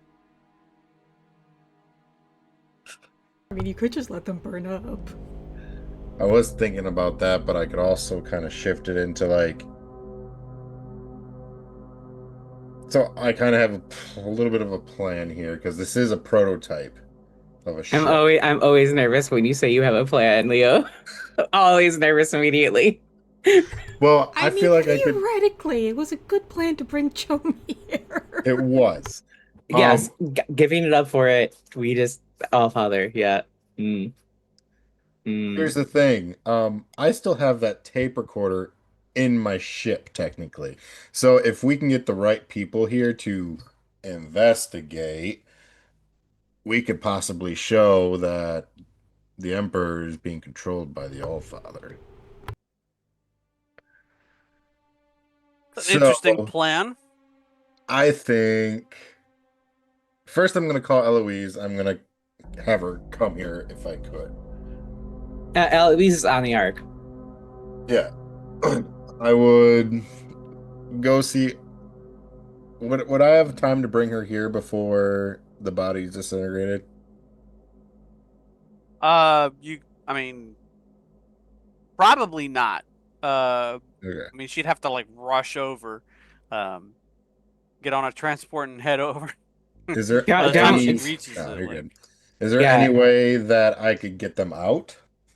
you can try to get some vestige of their corpses out before they completely burn up. This is dangerous, of course, and Allfather lets you know as much. Obviously. Okay, smartass. Ooh, Okay. don't do that. You don't want to do that. No, that's dangerous. See the sign? Okay. Um, yeah, what I would do is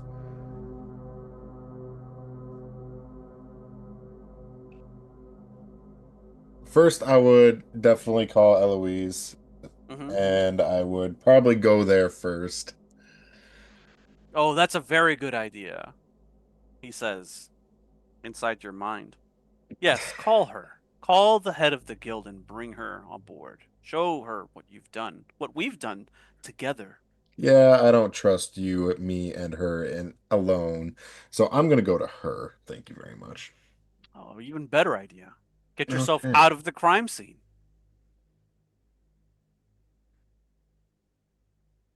Actually, you know what? It's you said it wasn't docked, right? It was not, no. Uh, Okay. Just jumps, leaves. You wanna know what? Don't do that, I'm please. not gonna do that. Trust your instincts, Archibald. You know what to do. You always know the right thing to do, don't you? So his right now, he's kind of mentally breaking at the moment, and he's fed up with everything that is going on with Allfather. I think it is time to get that Ixian dampener out. Oh, you mean the probe. Yes. What do you think you're going to do with that? I You don't think you're know. going to get rid of me so easily? No, no, Do I'm gonna you get rid of you. realize what you can benefit from with my help? I Do don't you care. have any idea what you can do? What, become a puppet? Sure. I He think does. He you've just doesn't only. fucking care anymore. He's gonna be honest with you, so he's gonna figure it out. Oh, you left your things back in the Ark. Are you going to head back there to retrieve your Well, I thought I precious was at the probe? Ark. So you're aboard your ship, the Yes, the correct. the experimental prototype Hayliner that's shortened that can dock within the Ark. You took it out to give these guys a tour, and and you did that to their detriment. And now you're having to either go back to the Ark within your ship and dock with it to then retrieve your Ark, or you're going to call Elois to bring a shuttle out to your ship to retrieve you and extract you back in. Mm, no, I'm not gonna bring her out here with just me and her. Yeah, fun Um, fact, Eloise is not going to be alone with Archibald ever in a no, million fucking years. no, I wouldn't, and Probably a Archibald wouldn't wise let that move, happen. Shadow. Yes, very, very prudent. So, do we got any momentum left? Uh, you do not. But the threat store is always open. Could I give you threat to say that I keep my Ixane dampener on me at all times? Sure. If you could give me a understand roll, of 2 or higher, and If I give me if I, two if threat. if I can outer game interject, don't you Sure. need like doesn't he don't we need like a doctor to like do that I was Not told quote necessarily. unquote magically safely? It's never safe. safe, no Yeah. matter who does it. Okay, let me rephrase. More safely. Somebody So with a high understand could probably pull it off. That's what the Lady Randall was able yeah. to do. Yeah, So he, this is the reason Eloise hasn't done this, which is why I bring it up. Sure. Eloise has not done the same thing because it's like, It's never risk free. I'll just put it that way. No matter who yeah, wields it, the so higher the he, understanding, though, the better chances you have. here's the thing. In his mind, like he said, he's done with all the games. Hmm. He's just fucking done. Like I could say like he's even like made of like a radio log saying Hmm. if I die, I want I want Daphne to take care of Indigo, and basically saying his last will and testament if this goes wrong. Oh, But he is Okay. done. where is your daughter, by the way? She's on the arc. In Whoops. Yue's care the last time, so she's Yep. floating around, being handed to people within the med bay, essentially being taken care of by servants Yeah. and nursemaids and such.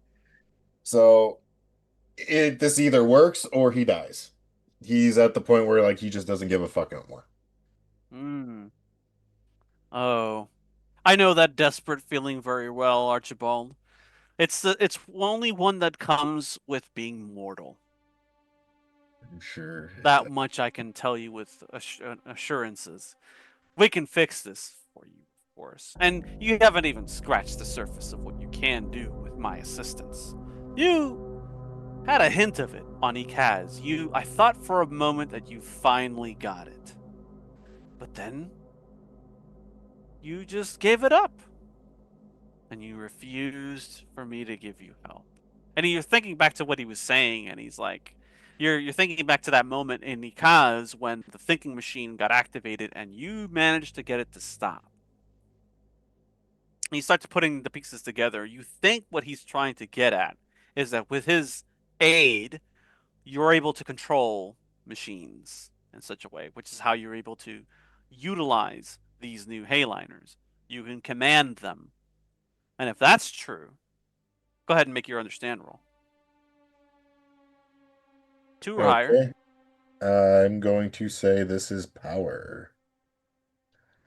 And my statement here definitely I wish to find the truth about who I want. Wow. Who I am. I want to Identity know who I crisis. really am, basically. So does that statement Yeah, this definitely fits in with that. okay. This is pretty big, so I'm going to go with a determination point here.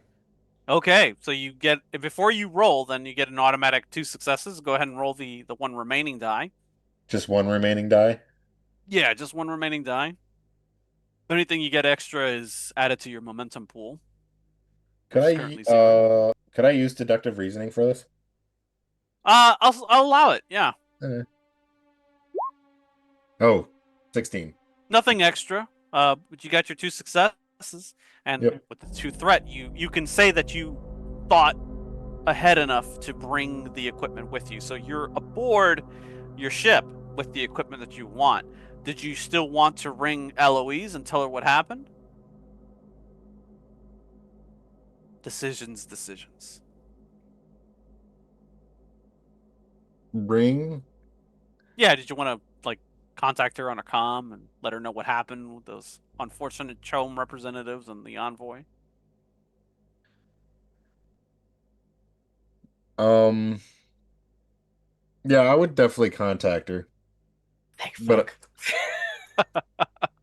actually, No, no, don't actually. I don't even have to give you the condition of decision paralysis. You do it on your own. I do. I really do. Well, I'm trying to think of what he would do, and honestly, I think right now his forefront is getting like All Father under control. That's what Jared would do. Hmm. In real life, that's what you would do. Okay, well, fair Yeah. enough. I mean, you want to We get some have help? family reconciliation, and now back to secret time. God damn Yep. it. I mean, it makes sense for like for anybody to not want to be controlled. Yeah. For sure. So, yeah, I would say we're gonna do the Ixion dampener first, And then contact and Eloise. then Oh contact her. man. And he's like, "Oh, make sure." He kind of instructs you, almost in a mocking tone, like, "Oh, don't put that there. You're gonna fry your nerves. You won't grow hair anymore." Oh, I'm tired of You this. you made your with the determination point. You're not only able to control machines. What he's insinuating is that you're also able to control all of his children as well. All the people who have been infected or inducted into his network. You can control the nanoswarms, and by extension, the people that they inhabit. Yeah. What? What's that got to do with anything? Well, It has to just do with everything, doesn't it? what? So I become number two? What if I don't want to become number fucking two? What do you mean, number two? You've always been my number one, Archibald. No. Even though you are technically number two, Archibald. At the end of the day, you are number one, and you'll always be that way. And no, no. Maybe the original Archibald would have fallen for this bullshit, but not me. Maybe, Oh, you maybe you should have proclaim to went be with me. someone different. This is refreshing. Who are you then?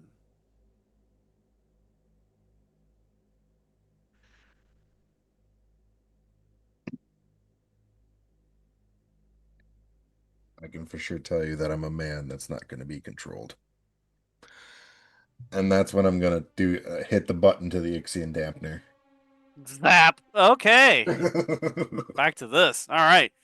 So, you're utilizing the one that is reverse engineered, meaning it doesn't take things out as much as it puts things in. What are you wanting to put into your mind this time?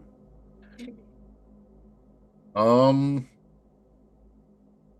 Is it Pardo everything. Reed's memories? Oh, Omelis's memories? could I put in everything? I mean, you could. You want to do that all at once? Um, I'm going to assume that the difficulty is going to be higher if I do both.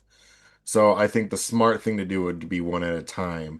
And Pardo Reed I Pardo Reed has experience with this. I'm pretty sure from the last. Mhm. Yeah, you do.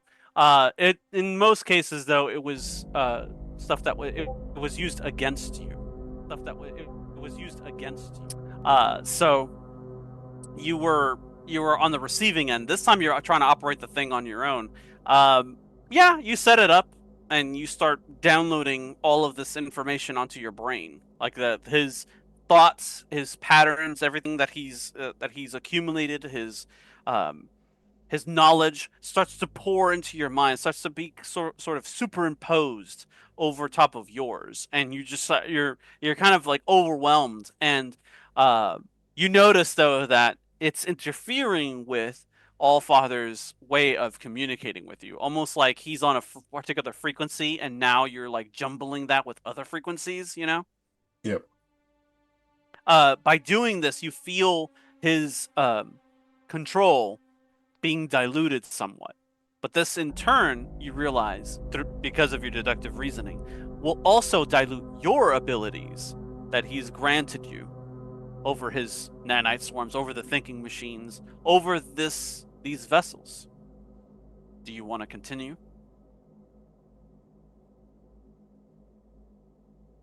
Uh, Mechanically, this means that you will not have the abilities that he was proposing that you would have to control thinking machines and his children and so on. Instead, you will gain, or you will be able to achieve and receive mentat talents going forward.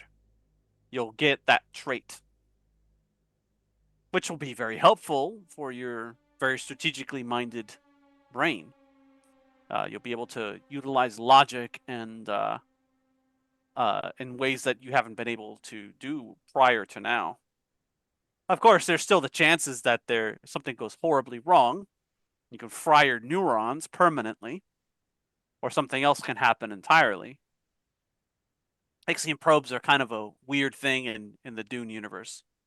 Are you prepared to take that next step and keep it going, or do you disengage? so I won't be able to control the robots?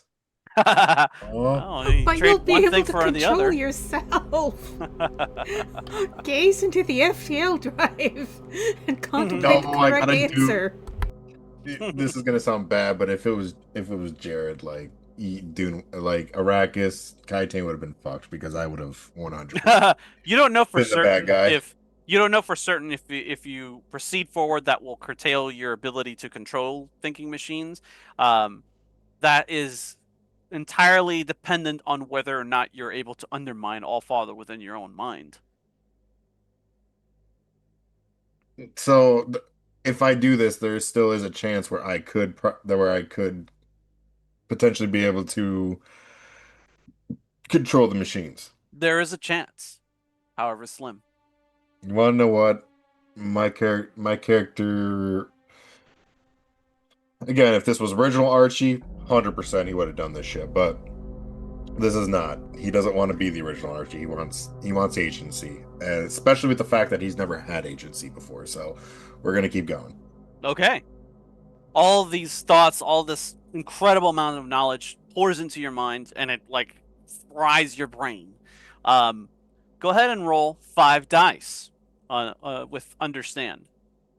Okay, 5 dice with You do not understand. want complications that result in a roll of 18 or higher.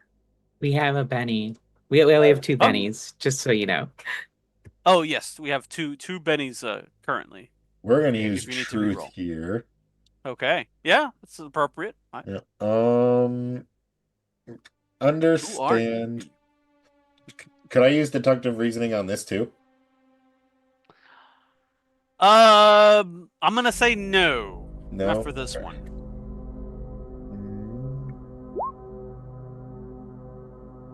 Oh no, you Uh. rolled 2 dice. You're supposed to roll 5 dice. Oh, I'm sorry. But that's okay. Go ahead and roll 3 more dice. For D20, so three. Mm-hmm. Oh, one. So 1, 2, 3, 4, 5, I believe. No complications. Those No are all complication. successes. Yep. Outstanding. Yeah.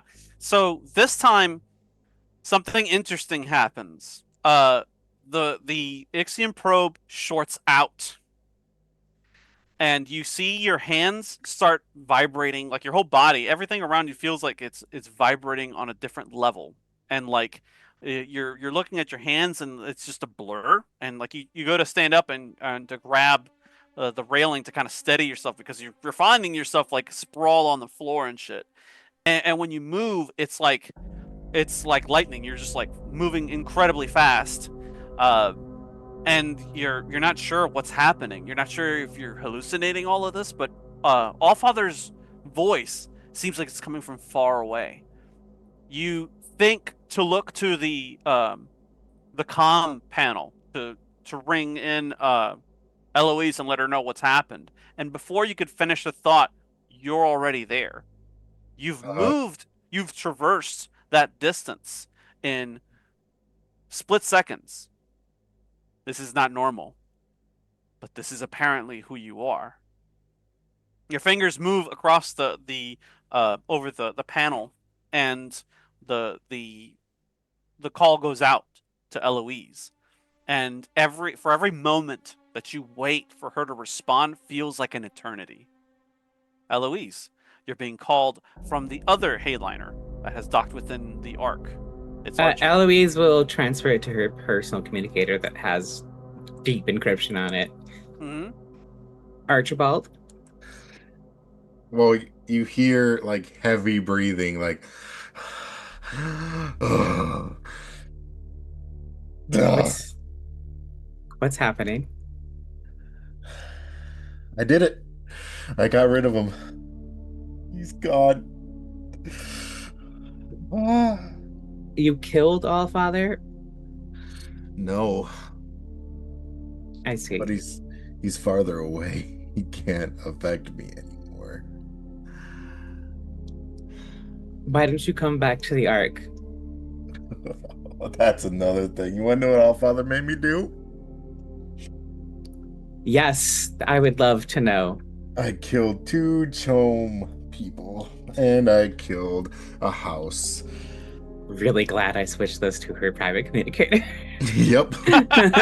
Really glad. Yep. Okay, Archibald. Here's what's going to happen. You're going to redock with the Ark. We're going to have a little chat. I'm going to. You can't kill Chome and a house envoy and no consequences. I can't shield you from this, Archibald. I understand that, and I know that's gonna happen. But I have a plan if you'll let me just. Tell me your plan before I make my own. We can overstate. This can fade into the background if we show that Allfather is controlling the Emperor. This ship is heresy on its own. If we show everybody in this godforsaken fucking planet, they'll believe us. That combined with the video, they will believe us. And this whole resolution will be gone. Archibald, most of the Landsrat is compromised. Of course they are. How much? Even if we show how much, I have confirmation on 5. Am I correct in that number, Eric? Yeah, 5 or 6. Yeah, I think it's 5 total. I have suspicions of more than that. Probably 7 or 8, I suspect.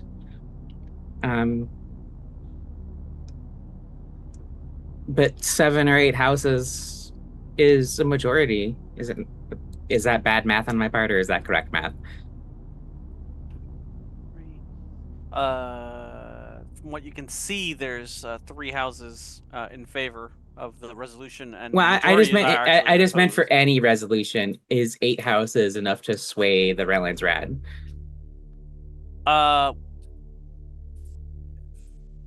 Yes. Okay, so at my conservative estimate, Archibald, there's no resolution we'll bring that they won't vote down. So you're telling me we're fucked either way. I'm telling you.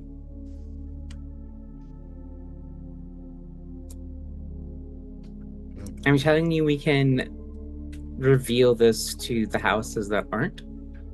and that we will have some new allies. But the Imperium's already dead.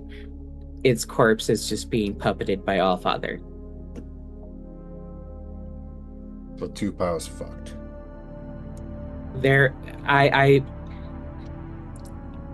already looked to Two Pile. They've already started to evacuate.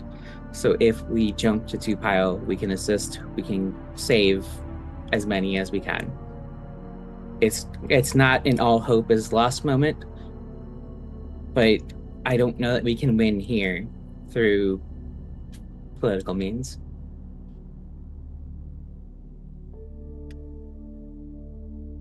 Okay. So either way, Can you? You said you pushed him away. Can you still control the Hayliner? fuck it, I'm gonna try it. Nope. Nope, can't. No, All right. I can't.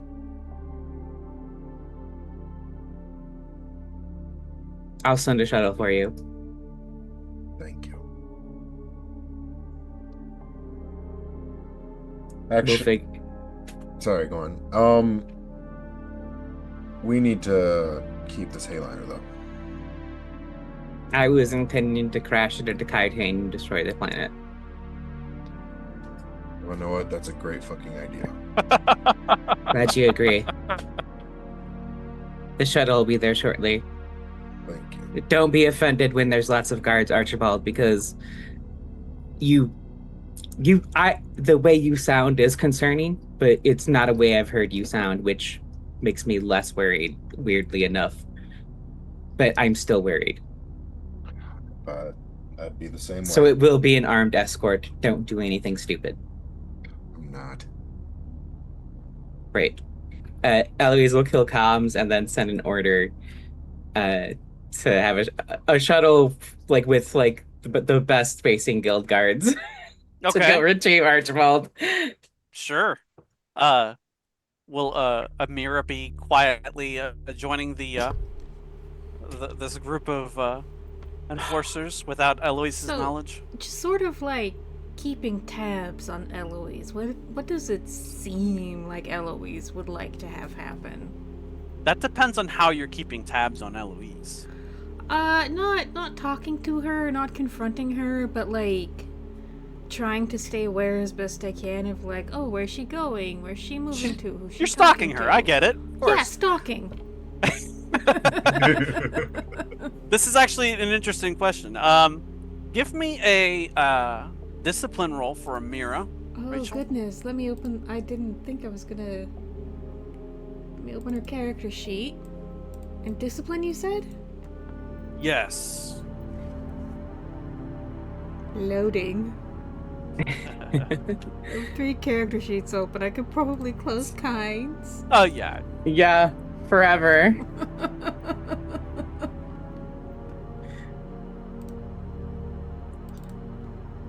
I do love how, compared to any house or any other grouping, the deceased characters thing is the hugest tab in this game. It's a full-on graveyard.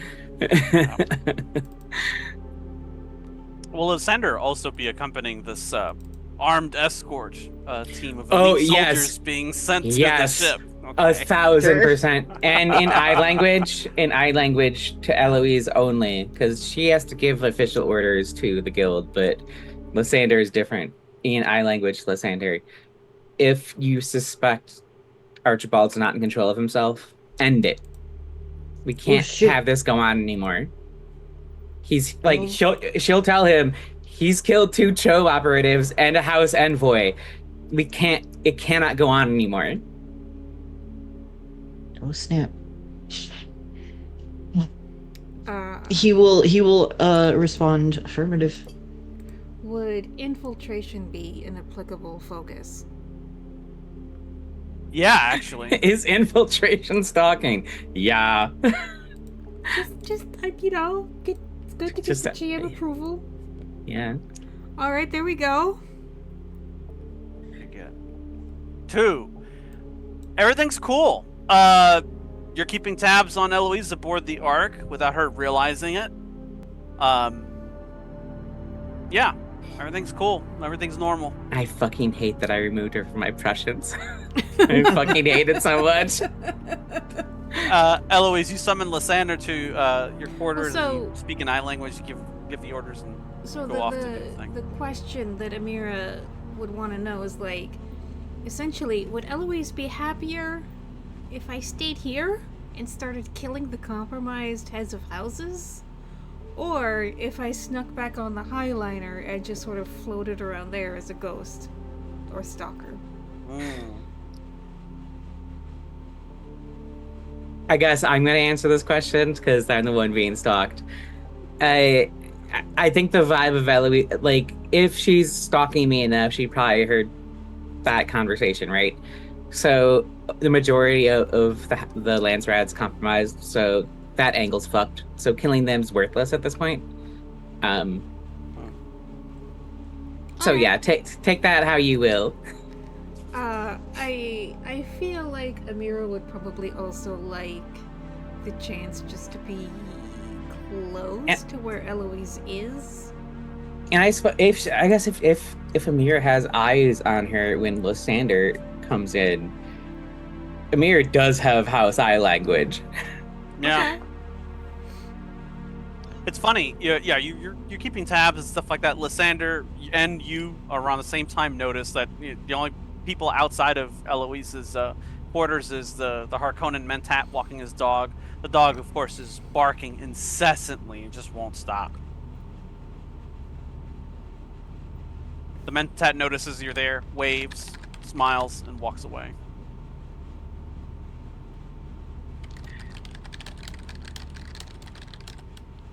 So if Lysander fully comes to Eloise's quarters, then it won't just be an our language conversation. She'll Ixian dampen her, and then explain. Yeah, explain everything. Like, he says he's in control now, and says he can't control the Hayliner.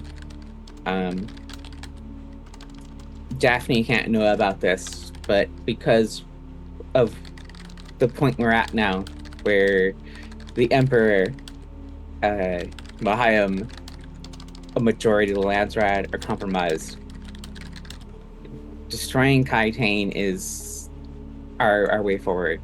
So we're going to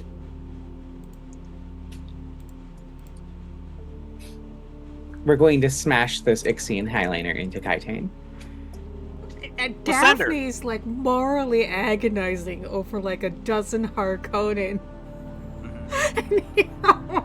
We're gonna blow up a planet. It's fine. Lysander, do you have a talent? Correct me if I'm wrong. Do you have a talent that says unquestionable loyalty?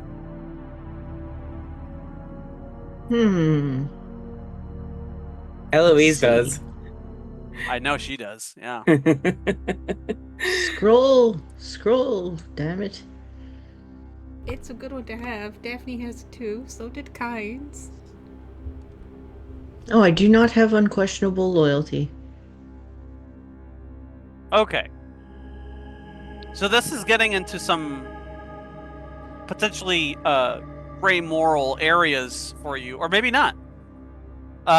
You serve House Cheshire. House Cheshire is gone, but you still owe fealty, or you still want to protect the people who presided over that house, which would include Eloise and Daphne and everybody else as part of your entourage. People like Beatrice, who is now over at Bennett's Lilacs. What do you do when you are given this order? Essentially, like, hey, take this guy out if he acts untoward. Also, we're planning on potentially destroying the heart of the Imperium. Oh, the first thought is, oh shit. The second thought is, okay, let's do this. Oh. So Eloise can be like, I'm going to go down and address the Landsrad before we do this. Because if they see something approaching too closely, they'll just shoot it down, right? So I have a couple of things I'm going to bring to them. One of them is going to be here. I'm going to bring the new Hayliner into orbit for your all perusal, and then flee as it crashes in.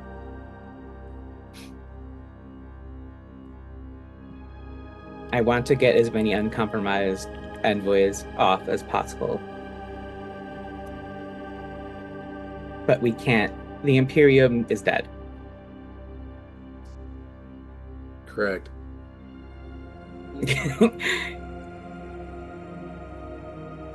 We'll do as you ask. Wonderful. Kill Zixie and Dampener.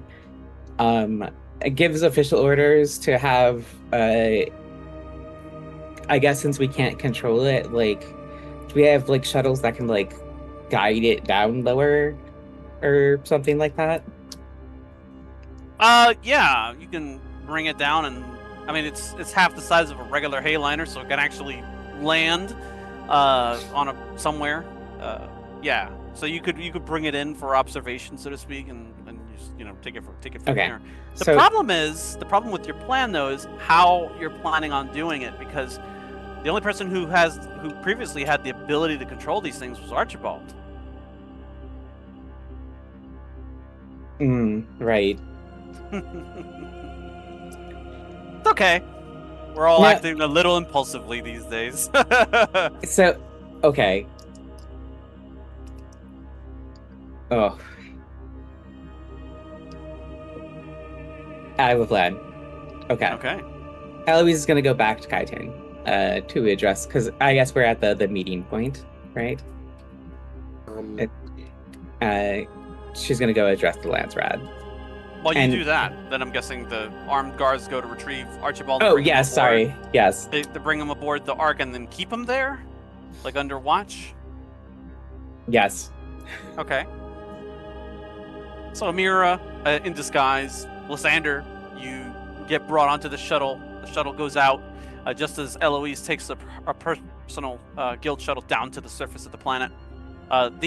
Although you may want to wait, because at this point the Landsred's already kind of closed for business. You'd have to wait for the next day to. Oh kind yeah, of yeah. That's what I was saying. Like when Okay. they next like meet, Gotcha. Eloise is going to interrupt. Gotcha. Okay. So you retrieve Archibald when the shuttles dock with the main ship. Archibald, you have no control over the ship any longer. Try as you might. So they have to literally like cut their way in. Or yeah, in most cases, actually, you could probably just release the door. There's like manual controls that you can use to release the doors open and shit like that. But for anything else, they'd have to like brute force their way through. So they dock, they open it up. He seems very strange when you see him. When you walk in and you look for him, there's this smell in the air that's not. It's just a horrible smell as soon as you walk into this chamber, and it smells like cordite or something, and ozone. But you don't see any shields activated anywhere. Archibald, meanwhile, seems to be like you're a little bit more in control of your faculties, but whatever that feeling was where you were moving incredibly fast, it seems to have died down a little bit. But you all see this. When he turns to look at you, there's almost like an after image for a split second. And you all kind of blink like, did I just see this shit? And then some of the other like guild security guys like look at each other and they look back to him like, what the hell's wrong with him? Did you see that? Yeah. And it's these little instances, these little subtle movements that he sometimes makes that you see, like it moves like incredibly fast, and you don't see it. Like he's just there, and he's not. It comes interspersed throughout the time that you acquire him and bring him back to the Ark. You've never seen anything like this before. None of you have. What do you do? What do you say? Are you well? Yeah. Better than I have been, whether you like to believe it or not. What happened? Oh, Father, that's what happened. I was was tired of being controlled. I thought that I could control this and be able to use his own tools against him. But the Allfather's too strong, even for me.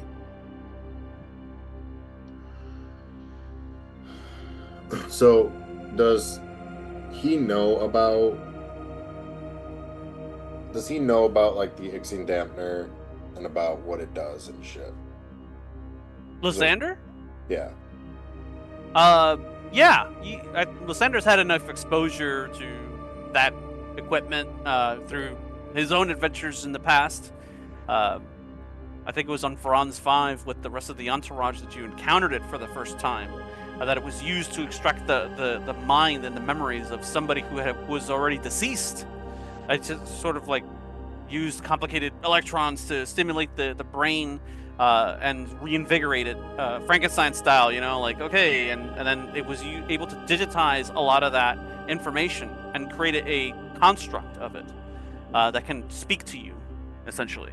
So the death given the breath of life after their demise. So it's like, yeah, you're familiar with this heretical equipment, which just appears to be all but burnt up in his hands. When I was back on Jabberwock, I went to go see Omelis because he's the only person that could help me with this Allfather problem. Wasn't Lysander there? He was. You accompanied him to I think he was. Yeah, I thought. Jabberwock? maybe. Oh, let's just say he did. I think Lysander was the one who was trying to get the atomics and the white rabbits. Yep. Yeah. Oh, you're right. Yeah. Yeah. Okay. I'm gonna say I used it. I have Pardo and Omelis' memories inside of my head. And Allfather is so far away, I can't hear him anymore.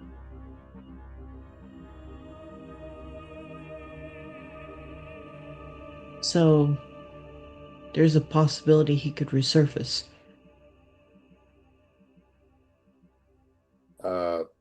Is that true, Game Master? There's no way to know for sure. There's no way to know for sure, but one thing I do know is that he will never have full autonomy over my body again. That I can tell you for sure. And I plan on turning the tides of this on Allfather.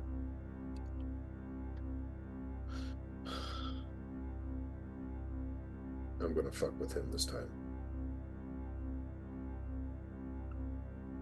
So A very large feat to pull off. Oh yeah. How many people are here? Probably about like half a dozen people.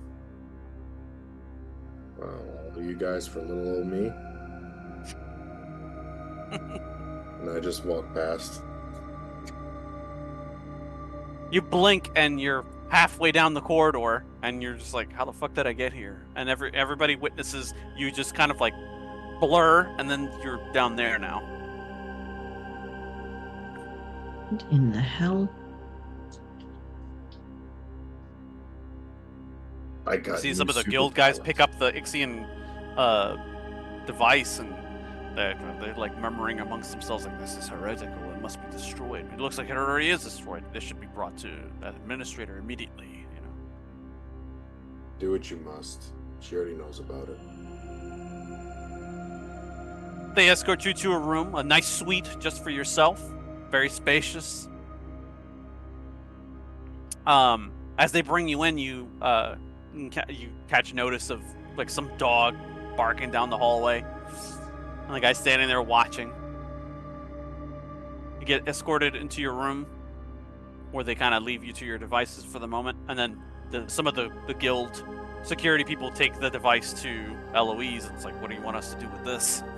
Looks like it's already been destroyed. Leave it with me. All right, they set it on a table. They leave you to it.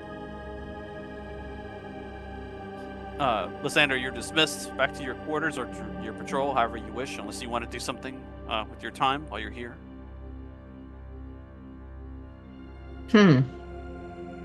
I can't think of anything he'd want to do. Okay, fair enough. Amira?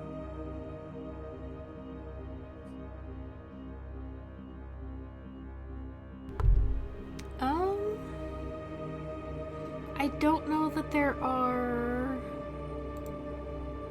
there are any viable targets right now. Okay. Except for Archibald, but we're waiting on him. Who are you watching? Or stalking, rather? Are you watching Eloise or are you watching Archibald?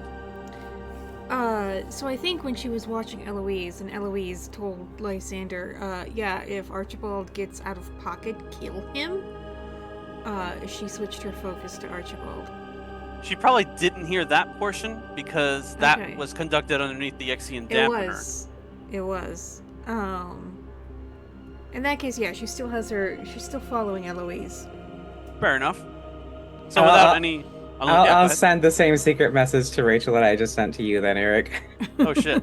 Sorry. Secret messages. Secrets don't make friends, guys. Says the one who has constantly done that. Hey, I'm trying to turn a new leaf over here. Okay.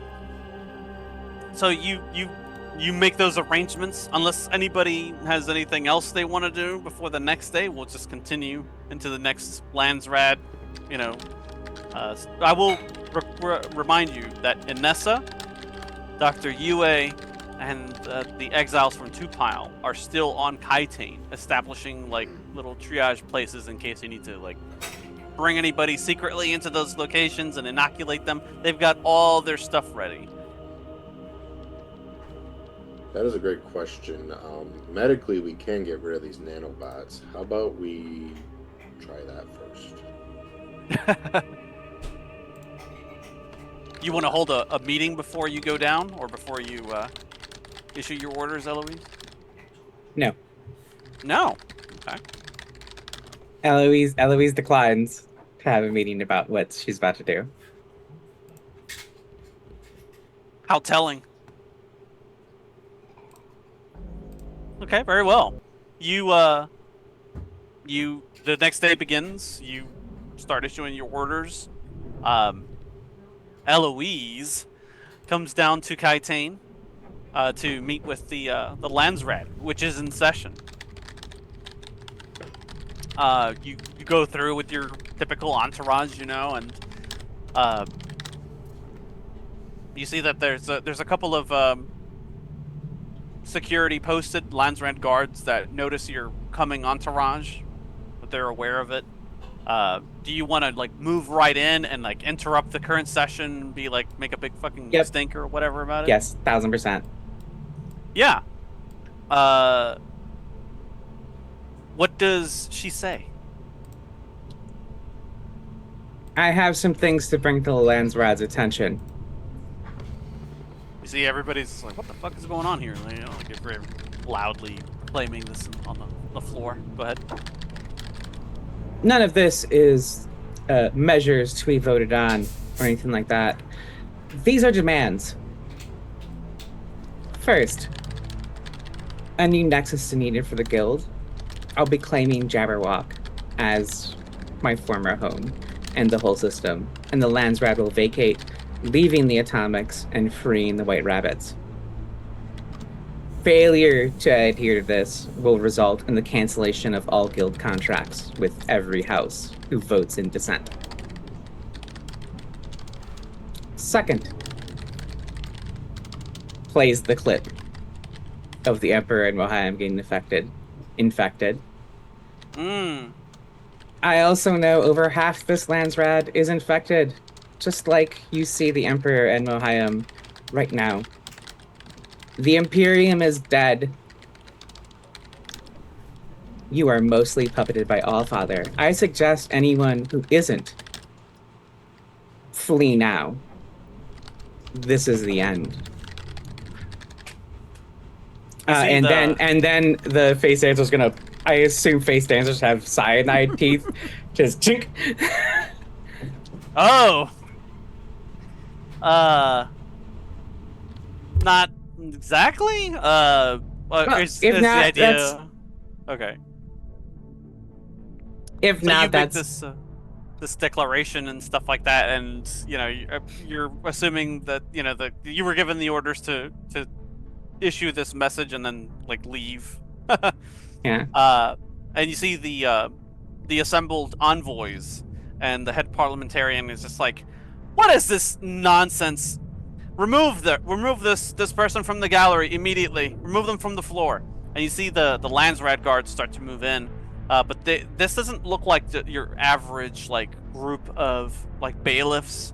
Like this looks like the Landsrad guards that come and get you when you violate terms of the convention.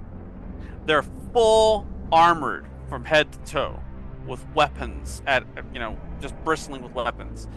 They approach you and your entourage, and they tell your bodyguards to step aside. Means like, we're removing you from the assembly building, and then you're going to answer questions regarding the recent disappearances of House envoys and Chom representatives aboard the Ark. They've been missing for almost 24 hours, and we have questions for you and your entourage. Your ultimatums mean nothing here. And that's where we'll stop.